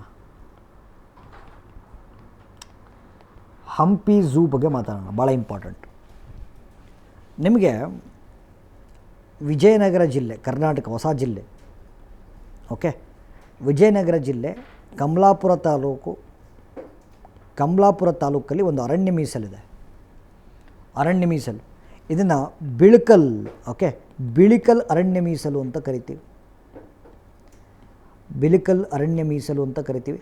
ಇಲ್ಲಿ ಕಂಡು ಬರುವಂಥ ಕರ್ನಾಟಕ ರಾಜ್ಯ ವಿಜಯನಗರ ಜಿಲ್ಲೆ ಕಮಲಾಪುರ ತಾಲೂಕಲ್ಲಿ ಒಂದು ಫಾರೆಸ್ಟ್ ರಿಸರ್ವ್ ಇದೆ, ಬಿಳಿಕಲ್ ಫಾರೆಸ್ಟ್ ರಿಸರ್ವ್ ಅಂತ ಕರಿತೀವಿ. ಅಲ್ಲಿ ಸ್ಥಾಪಿಸಿರುವಂಥ ಝೂ ಬಂದು ಹಂಪಿ ಝೂ, ಹಂಪಿ ಮೃಗಾಲಯ. ನೋಡಿ, ಹುಲಿಗಳು, ಟೈಗರ್ಸ್, ಸಿಂಹ, ಲಯನ್ ಮತ್ತು ಲೆಪರ್ಡ್ಸ್, ಚಿರತೆಗಳನ್ನು ಹೊಂದಿರುವ ಉತ್ತರ ಕರ್ನಾಟಕದ ಏಕೈಕ ಝೂ ಇದು. ಮೂರು ದೊಡ್ಡ ಬೆಕ್ಕುಗಳಿದಾವೆ: ಟೈಗರ್, ಹುಲಿಗಳು, ಸಿಂಹಗಳು ಮತ್ತು ಚಿರತೆಗಳನ್ನು ಹೊಂದಿರುವ ಉತ್ತರ ಕರ್ನಾಟಕದ ಏಕೈಕ ಝೂ ಹಂಪಿ ಝೂ. ಬಿಳಿಕಲ್ ಅರಣ್ಯ ಮೀಸಲಿನಲ್ಲಿ ಕಂಡುಬರುತ್ತೆ. ಕರ್ನಾಟಕ ರಾಜ್ಯ ವಿಜಯನಗರ ಜಿಲ್ಲೆ ಕಮಲಾಪುರ ತಾಲೂಕು. ಆ್ಯಂಡ್ ಇನ್ನೊಂದು ಆಟರ್ ಅಂತ ಒಂದು ಪ್ರಾಣಿ ಇದೆ. ಓಟರ್ ಅಥವಾ ಆಟರ್ ಹೆಂಗಾರು ಕರೀರಿ, ಕನ್ನಡದಲ್ಲಿ ನೀರು ನಾಯಿ ಅಂತ ಕರಿತೀವಿ. ನೀರು ನಾಯಿ. ಓಕೆ, ಭಾರತದ ಫಸ್ಟ್ ಓಟರ್ ಕನ್ಸರ್ವೇಷನ್ ರಿಸರ್ವ್ ಸ್ಥಾಪನೆಯಾಗಿದ್ದು ಹಂಪಿನಲ್ಲಿ. ಓಕೆ, ಅದನ್ನು ತುಂಗಭದ್ರಾ ಓಟರ್ ಕನ್ಸರ್ವೇಷನ್ ರಿಸರ್ವ್ ಅಂತ ಕರೆದರು. ಓಕೆ, ಸೊ ತುಂಗಭದ್ರಾ ಇದು ನೋಡಿ ಭಾಳ ಗಮನಿಸಬೇಕು. ಓಕೆ, ಆಟರ್ ಅಂದರೆ ನೀರು ನಾಯಿ ಅಂತ, ನೀರು ನಾಯಿ. Okay, so Tungabhadra otter conservation reserve ಭಾರತದ ಮೊಟ್ಟ ಮೊದಲ ಓಟರ್ ಕನ್ಸರ್ವೇಷನ್ ರಿಸರ್ವ್. ಅದು ಹಂಪಿನಲ್ಲಿ ಕಂಡುಬರುತ್ತೆ. Next Sparsh leprosy awareness campaign ಅಂತ ಕರ್ನಾಟಕ ಸರ್ಕಾರದ ಮತ್ತೊಂದು ಕಾರ್ಯಕ್ರಮ. ಸೊ ಕರ್ನಾಟಕದ ದಕ್ಷಿಣ ಕನ್ನಡ ಜಿಲ್ಲೆಯಲ್ಲಿ ಈ ಅಭಿಯಾನವನ್ನು ಕೈಗೊಳ್ಳಲಾಯಿತು. ಫಸ್ಟು ಇದ್ರ ಬಗ್ಗೆ ಮಾತಾಡೋಕ್ಕಿಂತ ಮುಂಚೆ ಲೆಪ್ರಸಿ ಕುಷ್ಠರೋಗದ ಬಗ್ಗೆ ಮಾತಾಡಬೇಕು. ಲೆಪ್ರಸಿ ಪ್ರೋಗ್ರಾಮ್, ಕುಷ್ಠರೋಗ ನೋಡಿ, ಈ ಲೆಪ್ರಸಿಯನ್ನು ಹ್ಯಾನ್ಸನ್ ಡಿಸೀಸ್ ಅಂತ ಕೂಡ ಕರೆಯಲಾಗುತ್ತೆ. ಹ್ಯಾನ್ಸನ್ ಡಿಸೀಸ್, ಈ ಕುಷ್ಠರೋಗ ಅಂತ ಕನ್ನಡದಲ್ಲಿ ಕುಷ್ಠರೋಗ. ಓಕೆ, ಇದನ್ನು ಉಂಟು ಮಾಡುವಂಥ ಬ್ಯಾಕ್ಟೀರಿಯಾ ಬಂದು ಮೈಕ್ರೋಬ್ಯಾಕ್ಟೀರಿಯಂ ಲ್ಯಾಪ್ರೆ ಅಂತ. It's a bacterial disorder. Mycobacterium leprae ಅಂತ ಒಂದು ಬ್ಯಾಕ್ಟೀರಿಯಾ. ಇದು ನೇರವಾಗಿ ನರಮಂಡಲದ ಮೇಲೆ ದಾಳಿ ಮಾಡುತ್ತೆ. ನರ ಮತ್ತು ಮಾಂಸಗಳ ಮೇಲೆ ದಾಳಿ ಮಾಡುವಂಥ ವಿಶೇಷವಾದಂಥ ಬ್ಯಾಕ್ಟೀರಿಯಾ ಮೈಕೋಬ್ಯಾಕ್ಟೀರಿಯಂ ಲ್ಯಾಪ್ರೆ ನೇರವಾಗಿ ದೇಹದ ನರಗಳು ಮತ್ತು ಮಾಂಸದ ಮೇಲೆ ದಾಳಿ ಮಾಡುವಂಥ ವಿಶೇಷವಾದಂಥ ಬ್ಯಾಕ್ಟೀರಿಯಾ. ಇದರಿಂದ ಉಂಟಾಗುವಂಥ ರೋಗ ಲೆಪ್ರಸಿ, ಕುಷ್ಠರೋಗ, ಹ್ಯಾನ್ಸನ್ ಅಂತ ಕೂಡ ಕರಿತೀವಿ. ಆ್ಯಂಡ್ ಇದು ಸಾಂಕ್ರಾಮಿಕ ರೋಗ, ಕಮ್ಯುನಿಕೇಬಲ್ ಡಿಸೀಸು. ಹಾಗಾಗಿ ಕುಷ್ಠರೋಗವನ್ನು ತಡಿಲಿಕ್ಕೋಸ್ಕರ ಒಂದು ರಾಷ್ಟ್ರೀಯ ಕಾರ್ಯಕ್ರಮ ಬಂತು, ನ್ಯಾಷನಲ್ ಲೆಪ್ರಸಿ ಎರಾಡಿಕೇಷನ್ ಪ್ರೋಗ್ರಾಮ್ ಅಂತ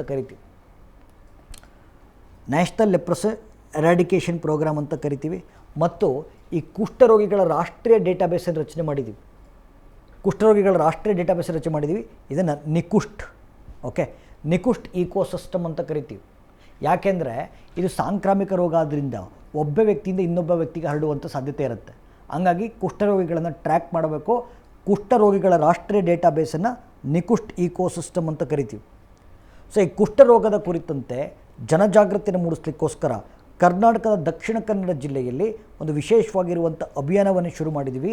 ಸ್ಪರ್ಶ್ ಲೆಪ್ರಸಿ ಅವೇರ್ನೆಸ್ ಕ್ಯಾಂಪೈನ್ ಅಂತ ಕರಿತೀವಿ. ಭಾಳ ಇಂಪಾರ್ಟೆಂಟು. ಸೊ ಇಲ್ಲಿ ನೋಡಿ, ಒಂದು ಸಂಸ್ಥೆ ಇದೆ. ಓಕೆ, ಆರ್ಗನ್ ಡೊನೇಷನ್ ಅಂದರೆ ಗೊತ್ತು ನಿಮಗೆ. ಆರ್ಗನ್ ಡೊನೇಷನ್ ಅಂದರೆ ಅಂಗಾಂಗಗಳ ದಾನ ಅಂತ ಕರಿತೀವಿ. ಓಕೆ, ಆರ್ಗನ್ ಡೊನೇಷನ್ಗೆ ಪ್ರೋತ್ಸಾಹವನ್ನು ಕೊಡುವಂಥ ರಾಷ್ಟ್ರೀಯ ಸಂಸ್ಥೆ ಬಂದು national organ tissue transplant organisation ಅಂತ ಕರಿತೀವಿ. ಓಕೆ, ನೋಟೋ ಅಂತ ಕರಿತೀವಿ. ಓಕೆ, ಈ ಸಂಸ್ಥೆ ಪ್ರಕಾರ ಅತಿ ಹೆಚ್ಚು ಅಂಗಗಳನ್ನು ದಾನ ಮಾಡುವಂಥ ಮೂರನೇ ರಾಜ್ಯ ಕರ್ನಾಟಕ. ನೋಟೋ ಸಂಸ್ಥೆ ಪ್ರಕಾರ, national organ tissue transplant organisation ಡೇಟಾದ ಪ್ರಕಾರ ಅತಿ ಹೆಚ್ಚು ಅಂಗಗಳನ್ನು ದಾನ ಮಾಡುವಂಥ ಮೂರನೇ ರಾಜ್ಯ ಕರ್ನಾಟಕ. ಹಾಗಾಗಿ ಇದಕ್ಕೆ ಒಂದು ಸೊಟ್ಟೋ ಪ್ರಶಸ್ತಿಯನ್ನು ಕೊಡಲಾಗಿದೆ. ಅಂದರೆ state organ tissue transplant organisation ಪ್ರಶಸ್ತಿಯನ್ನು ಕೊಡಲಾಗಿದೆ. ಮತ್ತು ಪ್ರತಿ ವರ್ಷ ಆಗಸ್ಟ್ 3ನೇ ತಾರೀಕನ್ನು ಆರ್ಗನ್ ಡೊನೇಷನ್ ಡೇ ಅಂತ ಕರಿತೀವಿ. ಓಕೆ, ಅಂಗಗಳ ದಾನದ ದಿನ ಅಂತ ಕರಿತೀವಿ, ಆರ್ಗನ್ ಡೊನೇಷನ್ ಡೇ ಅಂತ ಕರಿತೀವಿ. ಸೊ ಇದು ಇಂಪಾರ್ಟೆಂಟು.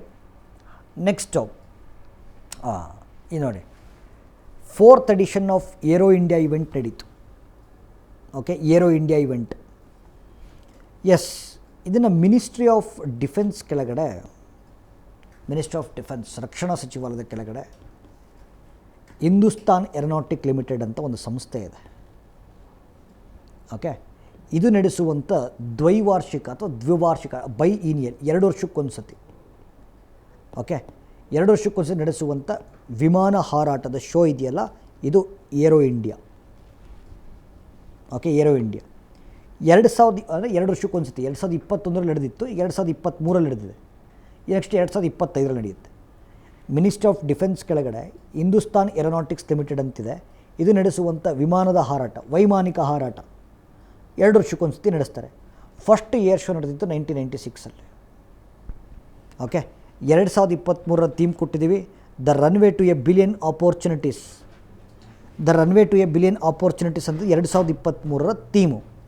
ಓಕೆ, ಸೊ ಈ ಬಾರಿ ಎಲ್ಲಿ ನಡೆದಿರೋದು? ಯಲಹಂಕ, ಬೆಂಗಳೂರಿನ ಯಲಹಂಕದಲ್ಲಿ ಏರೋ ಇಂಡಿಯಾ ಶೋ ನಡೆಯಿತು. ಓಕೆ, ನೆಕ್ಸ್ಟು ನೋಡಿ, ಭಾಳ ಇಂಪಾರ್ಟೆಂಟು, ಒಂದು ಒಕ್ಕೂಟ ಇದೆ, ವರ್ಲ್ಡ್ ಸಿಟೀಸ್ ಕಲ್ಚರ್ ಫೋರಮ್ ಅಂತ. ವರ್ಲ್ಡ್ ಸಿಟೀಸ್ ಕಲ್ಚರ್ ಫೋರಮ್, ಇದಕ್ಕೆ 41ನೇ ನಗರವಾಗಿ ಬೆಂಗಳೂರು ಸೇರ್ಪಡೆ ಆಯಿತು. Okay, world cities culture forum ಅಂತ ಒಂದು ಒಕ್ಕೂಟ, ಕೇಳಿಸ್ಕೊಳ್ಳಿ, ಭಾಳ ಇಂಪಾರ್ಟೆಂಟ್. ಯಾವ ನಗರ ಸಂಶೋಧನಾತ್ಮಕ ಚಟುವಟಿಕೆ ಮತ್ತು ನಾವೀನ್ಯ ಚಟುವಟಿಕೆಯಲ್ಲಿ ನಿರತವಾಗಿರುತ್ತೆ? ಭಾಳ ಇಂಪಾರ್ಟೆಂಟ್. ಓಕೆ, ಯಾವ ನಗರ ಸಂಶೋಧನಾತ್ಮಕ ಚಟುವಟಿಕೆ ಮತ್ತು ನಾವೀನ್ಯ ಚಟುವಟಿಕೆಯಲ್ಲಿ ನಿರತವಾಗಿರುತ್ತೆ ಅಂಥ ನಗರಗಳ ಒಕ್ಕೂಟವನ್ನು ವರ್ಲ್ಡ್ ಸಿಟೀಸ್ ಕಲ್ಚರ್ ಫೋರಮ್ ಅಂತ ಕರಿತೀವಿ. ಈ ಒಕ್ಕೂಟಕ್ಕೆ ಸೇರ್ಪಡೆಯಾದ ಭಾರತದ ಮೊಟ್ಟ ಮೊದಲ ನಗರ ಬೆಂಗಳೂರು. ಜಗತ್ತಿನ 41ನೇ ನಗರ ಬೆಂಗಳೂರು. ಸೊ ಇಂಡಿಯಾದಲ್ಲಿ Bengaluru is the first city to join world cities culture forum. Okay, ಮತ್ತು ಜಗತ್ತಿನ 41ನೇ ನಗರ. Okay, yes. Next, Yettinahole ಕುಡಿಯುವ ನೀರು ಯೋಜನೆ ನ್ಯೂಸಲ್ಲಿತ್ತು. ಏನಿಲ್ಲ, ಸಿಂಪಲ್ ಇದು. ಓಕೆ, ಪಶ್ಚಿಮ ಘಟ್ಟಗಳಲ್ಲಿ ನೇತ್ರಾವತಿ ನದಿ ಹುಟ್ಟುತ್ತೆ. ನೇತ್ರಾವತಿ ನದಿ ಅದು ಸಾಗರವನ್ನು ಸೇರೋಕ್ಕಿಂತ ಮುಂಚೆ ಆ ನೀರನ್ನು ಚಿಕ್ಕಬಳ್ಳಾಪುರ ತಾಲೂಕು, ಕೋಲಾರ ಜಿಲ್ಲೆ, ಹಾಸನ, ಚಿತ್ರದುರ್ಗ, ತುಮಕೂರು, ರಾಮನಗರ, ಬೆಂಗಳೂರು ಜಿಲ್ಲೆ, ಬೆಂಗಳೂರು ಗ್ರಾಮಾಂತರ ಮತ್ತು ನಗರ, ಓಕೆ, ಇಲ್ಲಿನ ಜನರಿಗೆ ಕುಡಿಯೋ ನೀರಿಗೆ ಬಳಸಬೇಕು ಅಂತ. ಇದು ಎತ್ತಿನೊಳೆ ಪ್ರಾಜೆಕ್ಟ್. ನೇತ್ರಾವತಿ ನದಿ ಪಶ್ಚಿಮ ಘಟ್ಟಗಳಲ್ಲಿ ಹುಟ್ಟುತ್ತೆ. ಅದು ಸಾಗರಕ್ಕೆ ಸೇರಿ ನೀರು ವೇಸ್ಟ್ ಆಗೋ ಬದಲು ಈ ಬರಪೀಡಿತ ಜಿಲ್ಲೆಗಳು especially drought prone Chikkaballapur, Kolar, ಬರಪೀಡಿತ ಜಿಲ್ಲೆಗಳಿವೆರಡು, ಚಿಕ್ಕಬಳ್ಳಾಪುರ, ಕೋಲಾರ ಮತ್ತು ಹಾಸನ, ಚಿತ್ರದುರ್ಗ, ತುಮಕೂರು, ರಾಮನಗರ ಮತ್ತು ಬೆಂಗಳೂರು ಜಿಲ್ಲೆಗಳು ಕುಡಿಯುವ ನೀರಿಗಾಗಿ ಬಳಸುವಂಥ ಯೋಜನೆ ಎತ್ತಿನ ಹೊಳೆ ಡ್ರಿಂಕಿಂಗ್ ವಾಟರ್ ಸಪ್ಲೈ ಪ್ರಾಜೆಕ್ಟ್ ಅಂತ. ಇದು ಇತ್ತೀಚೆಗೆ ನ್ಯೂಸಲ್ಲಿತ್ತು. Okay, yes. ನೋಡಿ, ಮಿನಿಸ್ಟ್ರಿ ಆಫ್ ಟೆಕ್ಸ್ಟೈಲ್ಸ್ ಅಂತಿದೆ. ಮಿನಿಸ್ಟ್ರಿ ಆಫ್ ಟೆಕ್ಸ್ಟೈಲ್ಸ್, ಜವಳಿ ಸಚಿವಾಲಯ ಅಂತ. ದೇಶದಾದ್ಯಂತ ಟೆಕ್ಸ್ಟೈಲ್ ಪಾರ್ಕನ್ನು ಎಸ್ಟಾಬ್ಲಿಷ್ ಮಾಡಲಿಕ್ಕೋಸ್ಕರ ಜಾರಿಗೆ ತಂದಿರುವಂಥ ಯೋಜನೆ PM ಮಿತ್ರ ಯೋಜನೆ. ಮಿನಿಸ್ಟ್ರಿ ಆಫ್ ಟೆಕ್ಸ್ಟೈಲ್ಸು ದೇಶದಾದ್ಯಂತ ಟೆಕ್ಸ್ಟೈಲ್ ಪಾರ್ಕನ್ನು ಎಸ್ಟಾಬ್ಲಿಷ್ ಮಾಡಲಿಕ್ಕೋಸ್ಕರ ಜಾರಿಗೆ ತಂದಿರುವಂಥ ಯೋಜನೆ PM ಮಿತ್ರ ಯೋಜನೆ. PM ಮಿತ್ರ ಯೋಜನೆ ಅಡಿಯಲ್ಲಿ ಮೂರು ಟೆಕ್ಸ್ಟೈಲ್ ಪಾರ್ಕನ್ನು ಕರ್ನಾಟಕದಲ್ಲಿ ಎಸ್ಟಾಬ್ಲಿಷ್ ಮಾಡೋಣ. ಒಂದು ಕಲಬುರಗಿ, ತುಮಕೂರು ಮತ್ತು ವಿಜಯಪುರ. ಪ್ರಶ್ನೆ ಕೇಳ್ತಾರೆ, ಇಂಟರ್ನ್ಯಾಷನಲ್ ಲೆವೆಲ್ ಮೆಗಾ ಟೆಕ್ಸ್ಟೈಲ್ ಪಾರ್ಕನ್ನು ಕರ್ನಾಟಕದ ಯಾವ ಜಿಲ್ಲೆಗಳಲ್ಲಿ ಎಸ್ಟಾಬ್ಲಿಷ್ ಮಾಡಲಾಗ್ತಿದೆ? ಕಲಬುರಗಿ, ತುಮಕೂರು ಮತ್ತು ವಿಜಯಪುರ. ಓಕೆ, ಇನ್ನೊಂದು ಹೇಳ್ತೀವಿ, ಇನ್ನು ಸಾಕಷ್ಟು ನೋಡಿ, ಇವೆಲ್ಲ ಒನ್ಲೈನರ್ಸ್ಗಳು ಡಿಸ್ಕಸ್ ಮಾಡ್ತಾ ಹೋಗ್ತದೆ. ಸೊ ಇತ್ತೀಚೆಗೆ ಕರ್ನಾಟಕ ಸರ್ಕಾರ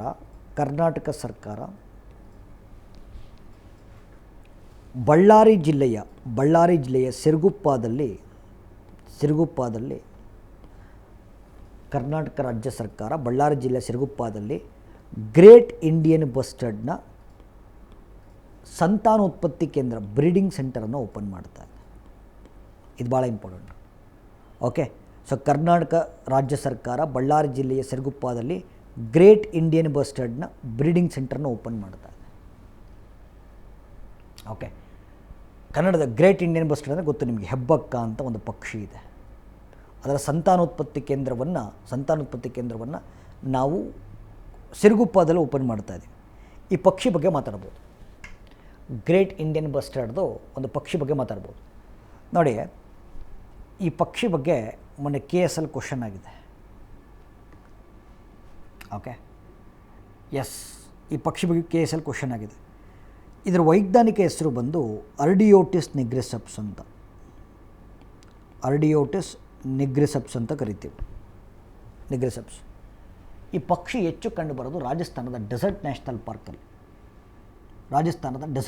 ಪಾರ್ಕಲ್ಲಿ. ಹಾಗಾಗಿ ಈ ಗ್ರೇಟ್ ಇಂಡಿಯನ್ ಬಸ್ಟರ್ಡನ್ನು ರಾಜಸ್ಥಾನದ ರಾಜ್ಯ ಪಕ್ಷಿ ಅಂತ ಕೂಡ ಕರಿತೀವಿ, state board of Rajasthan. Okay, ವೈಜ್ಞಾನಿಕ ಹೆಸರು ಅರ್ಡಿಯೋಟಿಸ್ ನಿಗ್ರಿಸೆಪ್ಸ್. ಸೊ ಒಣ ಪ್ರದೇಶಗಳು, ಶುಷ್ಕ ಮತ್ತು ಅರೆಶುಷ್ಕ ಪ್ರದೇಶಗಳು, ಡ್ರೈ ರೀಜನ್ಸು, ಆರಿಡ್ ಮತ್ತು ಸೆಮಿ ಆರಿಡ್ ರೀಜನ್ಸು, ಕುರುಚಿಲು ಸಸ್ಯಗಳು, ಪೊದೆಗಳಲ್ಲಿ ವಾಸ ಮಾಡುವಂಥ ಒಂದು ಪಕ್ಷಿ ಪ್ರಭೇದ ಗ್ರೇಟ್ ಇಂಡಿಯನ್ ಬಸ್ಟರ್ಡ್. ಒಂದು ಪಕ್ಷಿ ಬಂದು ಒಂದು 15 kg 20 kg ವೆಯ್ಟ್ ಇರುತ್ತೆ. ಹಾಗಾಗಿ ಇದನ್ನು ಫ್ಲೈಯಿಂಗ್ ಹೆವಿ ಬರ್ಡ್ ಅಂತ ಕರಿತೀವಿ, ಹಾರುವಂಥ ತೂಕದ ಪಕ್ಷಿ ಅಂತ ಕರಿತೀವಿ. ಓಕೆ, ಇದು ಇಡೀ ಇಂಡಿಯಾದಲ್ಲಿ ಎಲ್ಲ ಲೆಕ್ಕ ಹಾಕೊಂಡ್ರೆ ಒಂದು 150-200 ಉಳ್ಕೊಂಡಿದ್ದಾವೆ ಅಷ್ಟೇ. ಬಹುಶಃ ಇದೇ ರೀತಿ ಮುಂದುವರಿತಾ ಹೋದರೆ ಮುಂದಿನ ತಲೆಮಾರಿಗೆ ಪಕ್ಷಿ ಇರಲ್ಲ. ಸೊ IUCN ಸಂಸ್ಥೆ ಇದನ್ನು ಏನಂತ ಕರೆದಿದೆ? ಕ್ರಿಟಿಕಲಿ ಎಂಡೇಂಜರ್ಡ್ ಅಂತ ಕರೆದಿದೆ, ತೀವ್ರವಾಗಿ ಅಳಿವಿನಂಚಿನಲ್ಲಿರುವ ಪ್ರಭೇದ ಅಂತ. ವನ್ಯಜೀವಿ ಸಂರಕ್ಷಣಾ ಕಾಯ್ದೆ, ವೈಲ್ಡ್ ಲೈಫ್ ಪ್ರೊಟೆಕ್ಷನ್ ಆ್ಯಕ್ಟು ಇದನ್ನು ಸ್ಕೆಡ್ಯೂಲ್ 1 ಅಡಿಯಲ್ಲಿ ಸಂರಕ್ಷಿಸಿದೆ. ಈ ಪಕ್ಷಿಯನ್ನು ಸಂರಕ್ಷಣೆ ಮಾಡಲಿಕ್ಕೋಸ್ಕರ ರಾಜಸ್ಥಾನ ಸರ್ಕಾರ ಒಂದು ಕಾರ್ಯಕ್ರಮ ತಂತು, ಪ್ರಾಜೆಕ್ಟ್ ಗ್ರೇಟ್ ಇಂಡಿಯನ್ ಬಸ್ಟರ್ಡ್ ಅಂತ. ಭಾರತ ಸರ್ಕಾರದ ಪರಿಸರ ಸಚಿವಾಲಯವೂ ಕೂಡ ಒಂದು ಕಾರ್ಯಕ್ರಮ ತಂತು, ಬಸ್ಟರ್ಡ್ ರಿಕವರಿ ಪ್ರೋಗ್ರಾಮ್ ಅಂತ. ಓಕೆ, ಅದೇ ರೀತಿ ಈ ಪಕ್ಷಿ ಕರ್ನಾಟಕದಲ್ಲೂ ಕೂಡ ಕಂಡುಬರುತ್ತೆ, ಹೆಬ್ಬಕ್ಕ ಅಂತ ಕರಿತೀವಿ. ಈ ಬಳ್ಳಾರಿ ಭಾಗದಲ್ಲಿ ಕಂಡುಬರುತ್ತೆ. ಹಾಗಾಗಿ ಬಳ್ಳಾರಿಯ ಸಿರುಗುಪ್ಪದಲ್ಲಿ ಈ ಪಕ್ಷಿಯನ್ನು ಸಂರಕ್ಷಣೆ ಮಾಡುವಂಥ ಉದ್ದೇಶದಿಂದ ಕರ್ನಾಟಕ ಸರ್ಕಾರ ಹೆಬ್ಬಕ್ಕನ ಸಂತಾನೋತ್ಪತ್ತಿ ಕೇಂದ್ರವನ್ನು ಓಪನ್ ಮಾಡ್ತಾ ಇದೆ. Okay, S. ಓಕೆ, ಇನ್ನೊಂದು ಚಿಗರಿ ಮಿತ್ರ ಹೇಳ್ಬೋದು, ಅದ್ರ ಜೊತೆಗೆ ಇನ್ನೂ ಸ್ವಲ್ಪ ಎಕ್ಸ್ಟ್ರಾ ಮಾಹಿತಿ ಕೊಡ್ತಾ ಹೋಗ್ತೀನಿ. ಓಕೆ, ಪುಟ್ಟರಾಜ್ ಸಮ್ಮಾನ ಪ್ರಶಸ್ತಿ ನೋಡಿ, ನಾನು ಅವಾರ್ಡ್ಸ್ಗಳನ್ನು, ಪ್ರಶಸ್ತಿಗಳನ್ನು ಯಾವ ರೀತಿ ಓದಬೇಕು ಅಂತ ಮೊನ್ನೆ ಹೇಳಿದ್ದೀನಿ. ಓಕೆ, ಹೆಸರು ಓಕೆ, ಪುಟ್ಟರಾಜ್ ಸಮ್ಮಾನ್ ಪ್ರಶಸ್ತಿ 2023, ಪುಟ್ಟರಾಜು ಸಮ್ಮಾನ ಪ್ರಶಸ್ತಿ 2023. ಅದನ್ನು ನೀಡುವಂಥ ಸಂಸ್ಥೆ ಡಾಕ್ಟರ್ ಪುಟ್ಟರಾಜು ಗವಾಯ್ ಪ್ರತಿಷ್ಠಾನ, ಧಾರವಾಡ ಮತ್ತು okay department of culture and Kannada, ಅಂದರೆ ಇದೊಂದು ರಾಜ್ಯ ಸರ್ಕಾರದ ಪ್ರಶಸ್ತಿ ಇದು. ಓಕೆ, ಪ್ರಶಸ್ತಿ ಹೆಸರು ಬಂದು ಪುಟ್ಟರಾಜ್ ಸಮ್ಮಾನ್. ಪ್ರಶಸ್ತಿಯನ್ನು ನೀಡುವಂಥ ಸಂಸ್ಥೆ ಬಂದು ಡಾಕ್ಟರ್ ಪುಟ್ಟರಾಜ್ ಗವಾಯ್ ಪ್ರತಿಷ್ಠಾನ ಮತ್ತು ಕನ್ನಡ ಮತ್ತು ಸಂಸ್ಕೃತಿ ಇಲಾಖೆ. ಯಾವ ಉದ್ದೇಶಕ್ಕೆ ಕೊಡ್ತಾರೆ ಅಂತಂದರೆ, ಭಾರತದಲ್ಲಿ ಯಾರು ಹಿಂದೂಸ್ತಾನಿ ಕ್ಲಾಸಿಕಲ್ ಮ್ಯೂಸಿಕ್ ಅಂತ ನಾವೇನು ಕರಿತೀವಿ, ಹಿಂದೂಸ್ತಾನಿ ಶಾಸ್ತ್ರೀಯ ಸಂಗೀತಕ್ಕೆ ವಿಶೇಷವಾದಂಥ ಕೊಡುಗೆಯನ್ನು ಕೊಡ್ತಾರೋ ಅವ್ರಿಗೆ ಪ್ರಶಸ್ತಿ ಕೊಡಲಾಗುತ್ತೆ. ಹಾಗಾದರೆ ಈ ಬಾರಿ ಈ ಪ್ರಶಸ್ತಿ ಯಾರಿಗೆ ಸಿಕ್ಕಿದೆ? ಓಕೆ, ಹಿಂದೂಸ್ತಾನಿ ಶಾಸ್ತ್ರೀಯ ಸಂಗೀತಗಾರ ಪಂಡಿತ್ ವಿನಾಯಕ್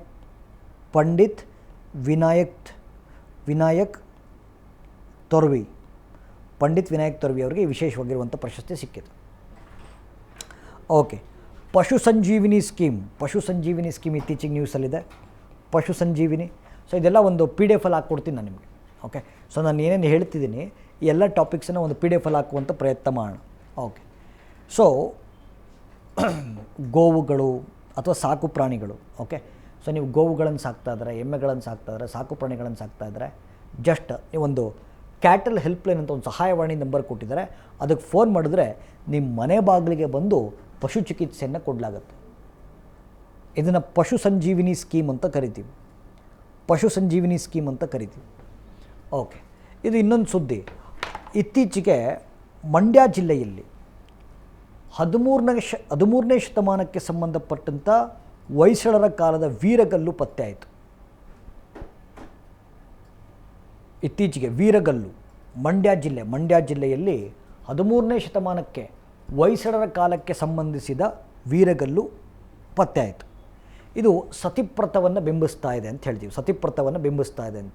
ಇತ್ತೀಚೆಗೆ ವೀರಗಲ್ಲು ಎಲ್ಲಿ ಪತ್ತೆ ಆಯಿತು ಅಂತ ಕೂಡ ಕೇಳ್ಬೋದು. ಸೊ ಅದ್ರ ಜೊತೆಗೆ ಓಕೆ, ಸೊ ಇತ್ತೀಚೆಗೆ ಕರ್ನಾಟಕ ಸರ್ಕಾರ ಕೌಶಲ್ಕಾರ ಪೋರ್ಟಲನ್ನು ಓಪನ್ ಮಾಡಿದೆ. ಓಕೆ, ಸೊ ಕರ್ನಾಟಕ ಸರ್ಕಾರ ಕೌಶಲ್ಕಾರ ಪೋರ್ಟಲನ್ನು ಓಪನ್ ಮಾಡಿದೆ. ಇದೇನಂತಂದರೆ ನೋಡಿ, ಉದ್ಯೋಗದಾತರು ಮತ್ತು ಉದ್ಯೋಗಸ್ಥರು, ಎಂಪ್ಲಾಯರು ಮತ್ತು ಎಂಪ್ಲಾಯಿ ಇವರಿಬ್ಬರನ್ನು ಕನೆಕ್ಟ್ ಮಾಡುವಂಥ ಒಂದು ವರ್ಚುವಲ್ ಜಾಬ್ ಮೇಳಗಳು. ಯಾರು ಕೆಲಸ ಕೊಡಬೇಕು ಅಂತಿರ್ತಾರೆ, ಯಾರು ಕೆಲಸ ಮಾಡಬೇಕು ಅಂತಿರ್ತಾರೆ, ಇವರನ್ನು ಆನ್ಲೈನ್ ಮುಖಾಂತರ ಜಾಬ್ ಮೇಳಗಳನ್ನು ನಡೆಸಿ ಓಕೆ ಉದ್ಯೋಗವನ್ನು ಸೃಷ್ಟಿ ಮಾಡುವಂಥ ಪೋರ್ಟಲ್ಲು ಕೌಶಲ್ಕಾರ ಪೋರ್ಟಲ್. ಉದ್ಯೋಗದಾತರು ಮತ್ತು ಉದ್ಯೋಗಸ್ಥರನ್ನು ಆನ್ಲೈನ್ ಮುಖಾಂತರ ಜಾಬ್ ಮೇಳಗಳನ್ನು ನಡೆಸಿ ಕನೆಕ್ಟ್ ಮಾಡುವಂಥ portal Kaushalkar portal. So this is very very important. Okay, next ಇನ್ನೊಂದಿದೆ. ಓಕೆ, ಸೊ ಕರ್ನಾಟಕದ ಕೌಶಲ್ಕರ್ ಪೋರ್ಟಲ್ ಆದಮೇಲೆ ಸೊ ಕರ್ನಾಟಕದ ಹ್ಯೂಮನ್ ಡೆವಲಪ್ಮೆಂಟ್ ಇಂಡೆಕ್ಸ್ ಬಗ್ಗೆ ಮಾತಾಡೋಣ. ಕರ್ನಾಟಕದ ಹ್ಯೂಮನ್ ಡೆವಲಪ್ಮೆಂಟ್ ಇಂಡೆಕ್ಸ್, ಮಾನವ ಅಭಿವೃದ್ಧಿ ಸೂಚ್ಯಂಕ. ಓಕೆ, ಸೊ ಭಾಳ ಇಂಪಾರ್ಟೆಂಟು. ಸೊ ಈ ಸತಿ ಮಾನವ ಅಭಿವೃದ್ಧಿ ಸೂಚ್ಯಂಕವನ್ನು ತಾಲೂಕು ಮಟ್ಟದಲ್ಲೂ ಕೂಡ ಮಾಡಲಾಯಿತು. ಇದು ಭಾಳ ವಿಶೇಷವಾಗಿರುವಂಥ ಸಂಗತಿ.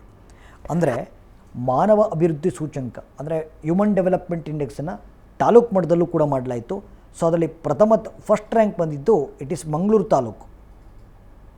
ಕರ್ನಾಟಕದ ಮಾನವ ಅಭಿವೃದ್ಧಿ ಸೂಚ್ಯಂಕ ಹ್ಯೂಮನ್ ಡೆವಲಪ್ಮೆಂಟ್ ಇಂಡೆಕ್ಸನ್ನು ನಾವು ಈ ಸತಿ ತಾಲೂಕು ಲೆವೆಲಲ್ಲೂ ಮಾಡಿದ್ದೀವಿ.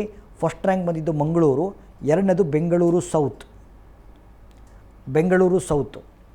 ಓಕೆ, ಸೊ ಈಗ ಕೇಳಿಸ್ಕೊಳ್ಳಿ, ಭಾಳ ಇಂಪಾರ್ಟೆಂಟು. ಓಕೆ, ಇದು ತಾಲೂಕು ಲೆವೆಲ್ ಆಯಿತು. ಜಿಲ್ಲಾವಾರು ನೋಡ್ಕೊಂಡ್ರೆ ಓಕೆ, ಫಸ್ಟ್ ರ್ಯಾಂಕ್ ಬಂದಿರೋದು ಬಾಗಲಕೋಟೆ, ಎರಡನೇದು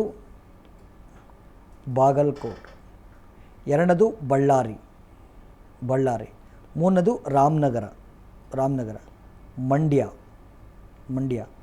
ಯಾದಗಿರ್, ಕೊಪ್ಪಳ. ಓಕೆ, ಎಸ್, ಮಾನವ ಅಭಿವೃದ್ಧಿ ಸೂಚ್ಯಂಕದಲ್ಲಿ ಚೆನ್ನಾಗಿ ನಿರ್ವಹಿಸಿರ್ತಕ್ಕಂಥ ಜಿಲ್ಲೆಗಳು ಬಾಗಲಕೋಟ್, ಬಳ್ಳಾರಿ, ರಾಮನಗರ, ಮಂಡ್ಯ, ಯಾದಗಿರ್, ಕೊಪ್ಪಳ. ಮತ್ತು ಕರ್ನಾಟಕದ ಜೀವಿತಾವಧಿ ದರ ಲೈಫ್ ಎಕ್ಸ್ಪೆಕ್ಟೆನ್ಸಿ ರೇಟು 69.5 ಜೀವಿತಾವಧಿಯ ದರ ನ್ಯಾಷನಲ್ ಆ್ಯಾವ್ರೇಜ್ಗಿಂತ ಸ್ವಲ್ಪ ಜಾಸ್ತಿ ಇದೆ. ಓಕೆ, ಮತ್ತು ತಾಯಿಯ ಮರಣ ಪ್ರಮಾಣ maternal mortality rate. Okay, so ಈಗ ರೀಸೆಂಟಾಗಿ 69 ಪರ್ ಲೈವ್ ಲ್ಯಾಕ್ ಬರ್ಸ್, ಅಂದರೆ 1,00,000 ಜನ ಮಕ್ಕಳು ಹುಟ್ಟಿದ್ರೆ 69 ತಾಯಂದಿರು ತೀರ್ಕೊಳ್ತಾರೆ. So maternal mortality rate, okay, ತಾಯಂದಿರ ಮರಣ ಪ್ರಮಾಣ ಬಂದು 69 ಪರ್ ಲ್ಯಾಕ್ ಲೈವ್ ಬರ್ತ್ಸ್. 2020ರಲ್ಲಿ 83ರಲ್ಲಿತ್ತು, ಈಗ ನಾವು ಸುಧಾರಿಸಿದ್ದೀವಿ ಅಂತ ಹೇಳ್ಬೋದು. ಓಕೆ, ತಾಯಿಯ ಮರಣ ಪ್ರಮಾಣ ಹೆಚ್ಚು ಜಾಸ್ತಿ ಆಗ್ತಿರೋದು ಧಾರವಾಡ, ಚಿಕ್ಕಬಳ್ಳಾಪುರ, ಬೀದರ, ಹಾಸನ, ಹಾವೇರಿ, ಶಿವಮೊಗ್ಗ, ತುಮಕೂರು, ಚಾಮರಾಜನಗರ. ಓಕೆ, ಸೊ ಇದೆಲ್ಲ ಸ್ಟ್ಯಾಟಿಸ್ಟಿಕ್ಸ್ ನಾನು ನಿಮಗೆ ಕೊಡ್ತೀನಿ, ನೋಟ್ಸಲ್ಲಿ ಕೊಡ್ತೀನಿ, ಏನು ತೊಂದರೆ ಇಲ್ಲ. ಡಿಸ್ಕ್ರಿಪ್ಷನಲ್ಲಿ ಕಲೆಕ್ಟ್ ಮಾಡ್ಕೊಳ್ಳಿ. ಓಕೆ, ಸೊ ಇನ್ನೊಂದು just to brief that part. ನೋಡಿ, ಕರ್ನಾಟಕ ಮಾನವ ಅಭಿವೃದ್ಧಿ ಸೂಚ್ಯಂಕದ ವಿಶೇಷತೆ ಏನು? ಪ್ರತಿ ಬಾರಿ ಜಿಲ್ಲಾವಾರು ಮಾಡ್ತಾ ಇದ್ವಿ, ಈ ಬಾರಿ ತಾಲೂಕುವಾರು ಮಾಡಿದ್ವಿ. ಅದರಲ್ಲಿ ಬೆಸ್ಟ್ ತಾಲೂಕು ಹ್ಯೂಮನ್ ಡೆವಲಪ್ಮೆಂಟ್ ಇಂಡೆಕ್ಸಲ್ಲಿ best taluk first place Mangaluru taluk, ಎರಡನೇದು Bengaluru south. Okay, so human development ಇಂಡೆಕ್ಸಲ್ಲಿ ಫಸ್ಟ್ ಪ್ಲೇಸ್ ಬಂದಿರೋದು Bagalkot, Ballari, Ramanagara, Mandya, Yadgir, Koppal. Okay, life expectancy rate ಬಂದು 69.5. ಓಕೆ, ಸೊ ಅಂದರೆ ಕರ್ನಾಟಕದಲ್ಲಿ ಒಬ್ಬ ವ್ಯಕ್ತಿ ಆ್ಯಾವ್ರೇಜ್ ಬದುಕೋದು 69.5. ಮತ್ತು ತಾಯಿಯ ಮರಣ ಪ್ರಮಾಣ ಎಷ್ಟಿದೆ? ತಾಯಿಯ ಮರಣ ಪ್ರಮಾಣ ಹೆಂಗೆ ಕ್ಯಾಲ್ಕುಲೇಟ್ ಮಾಡ್ತಾರೆ? 1,00,000 ಮಕ್ಕಳು ಹುಟ್ಟಿದ್ರೆ ಎಷ್ಟು ತಾಯಂದಿರು ಸಾವನ್ನಪ್ತಾರೆ ಅಂತ, ಅದು ತಾಯಂದಿರ ಮರಣ ಪ್ರಮಾಣ ಮೆಟರ್ನಲ್ ಮೊಟಾಲಿಟಿ ರೇಟು. ಅದರಲ್ಲಿ 69 ಪರ್ ಲೈವ್ ಲ್ಯಾಕ್ ಬರ್ತ್ಸ್ ಇದೆ. ಓಕೆ, ಮತ್ತು ಅತಿ ಹೆಚ್ಚು ತಾಯಂದಿರ ಮರಣ ಪ್ರಮಾಣವನ್ನು ಮೆಟರ್ನಲ್ ಮೊಟಾಲಿಟಿ ರೇಟ್ ಜಾಸ್ತಿ ಇರೋದು ಧಾರವಾಡ, ಚಿಕ್ಕಬಳ್ಳಾಪುರ, ಬೀದರ್, ಹಾಸನ, ಹಾವೇರಿ, ಶಿವಮೊಗ್ಗ, ತುಮಕೂರು, ಚಾಮರಾಜನಗರ. ಓಕೆ, ಸೊ ಇದು ಒಂದು. ಓಕೆ, ಸೊ ನಾವು ಇತ್ತೀಚೆಗೆ ವಿಧಾನಸೌಧದಲ್ಲಿ ಬಸವೇಶ್ವರ ಮತ್ತು ಕೆಂಪೇಗೌಡರ ಪುತ್ಥಳಿಗಳನ್ನು ಅನಾವರಣ ಮಾಡಿದ್ದೀವಿ. ಇದೊಂದು ವಿಚಾರ ಗೊತ್ತಿರಲಿ. ಆ್ಯಂಡ್ ಈ ಹುಬ್ಬಳ್ಳಿ ಮತ್ತು ಧಾರವಾಡ ಭಾಗದಲ್ಲಿ ಒಂದು ಲೋಕಲ್ ಬಸ್ ಹೊರಡುತ್ತೆ, ಚಿಗರಿ ಮಿತ್ರ ಅಂತ. ಓಕೆ, ಚಿಗರಿ ಮಿತ್ರ ಅಂತ. ಈ ಪಬ್ಲಿಕ್ ಟ್ರಾನ್ಸ್ಪೋರ್ಟ್ ಸಾರ್ವಜನಿಕ ಸಾರಿಗೆ ವ್ಯವಸ್ಥೆ ಬಗ್ಗೆ ಮಕ್ಕಳಲ್ಲಿ ಜನಜಾಗೃತಿಯನ್ನು ಮೂಡಿಸ್ಲಿಕ್ಕೋಸ್ಕರ ಇತ್ತೀಚೆಗೆ ಧಾರವಾಡದಲ್ಲಿ ಬರುವಂಥ ಧಾರವಾಡ ಮತ್ತು ಕರ್ನಾಟಕದ ಶಿಕ್ಷಣ ಇಲಾಖೆ ಒಂದು ಅಭಿಯಾನವನ್ನು ಶುರು ಮಾಡ್ಕೊಂಡ್ರು. ಚಿಗರಿ ಮಿತ್ರ ಕ್ಯಾಂಪೈನ್ ಅಂತ ಕರಿತೀವಿ. ಆ್ಯಂಡ್ ಲಾಸ್ಟ್ ಅರಿವು ಯೋಜನಾ ಏನಕ್ಕೆ ಅಂತಂದರೆ ಅರಿವು ಯೋಜನಾ. ಓಕೆ, ಯಾರಾದರೂ ನೀವು PUC ಮುಗಿಸಿ CET ಬರೆದು ಸರ್ ಮೆಡಿಕಲ್ ಮಾಡಬೇಕು ಇಂಜಿನಿಯರಿಂಗ್ ಮಾಡಬೇಕು ಅಂತಿದ್ದರೆ, PUC ಮುಗಿಸಿ CET ಬರೆದು ಮೆಡಿಕಲ್ ಮಾಡಬೇಕು ಇಂಜಿನಿಯರಿಂಗ್ ಮಾಡಬೇಕು ಅಂತಿದ್ದರೆ ನಿಮಗೆ 1 ವರ್ಷಕ್ಕೆ 11 ಲಕ್ಷ ರೂಪಾಯಿ ಎಜುಕೇಷ್ನಲ್ ಲೋನ್ ಕೊಡ್ತಾರೆ at the rate of 2% interest. 1 ವರ್ಷಕ್ಕೆ 11 ಲಕ್ಷ ರೂಪಾಯಿ ಲೋನ್ ಕೊಡ್ತಾರೆ at the rate of 2% interest. Okay, ಇದನ್ನು ಅರಿವು ಯೋಜನಾ ಅಂತ ಕರಿತೀವಿ. ಓಕೆ, ಅರಿವು ಯೋಜನಾ ಅಂತ ಕರಿತೀವಿ. ಎಸ್, ಇದು ಇಷ್ಟು ಕೂಡ ಓಕೆ ಮ್ಯಾರಥಾನ್ನ ಭಾಗ ಆಗಿತ್ತು. ಸೊ ಬಹುಶಃ ಇದರ ನೋಟ್ಸನ್ನು ನಾವು ಡಿಸ್ಕ್ರಿಪ್ಷನಲ್ಲಿ ಹಾಕ್ತೀವಿ. ಈ 5 ದಿನ ನಾವು ಮ್ಯಾರಥಾನ್ ಏನೇನು ಮಾಡಿದ್ದೀವಿ ಇದರ ಪ್ರತಿಯೊಂದು ಮಾಹಿತಿ ನಾವು ಡಿಸ್ಕ್ರಿಪ್ಷನಲ್ಲಿ ಹಾಕ್ತೀವಿ.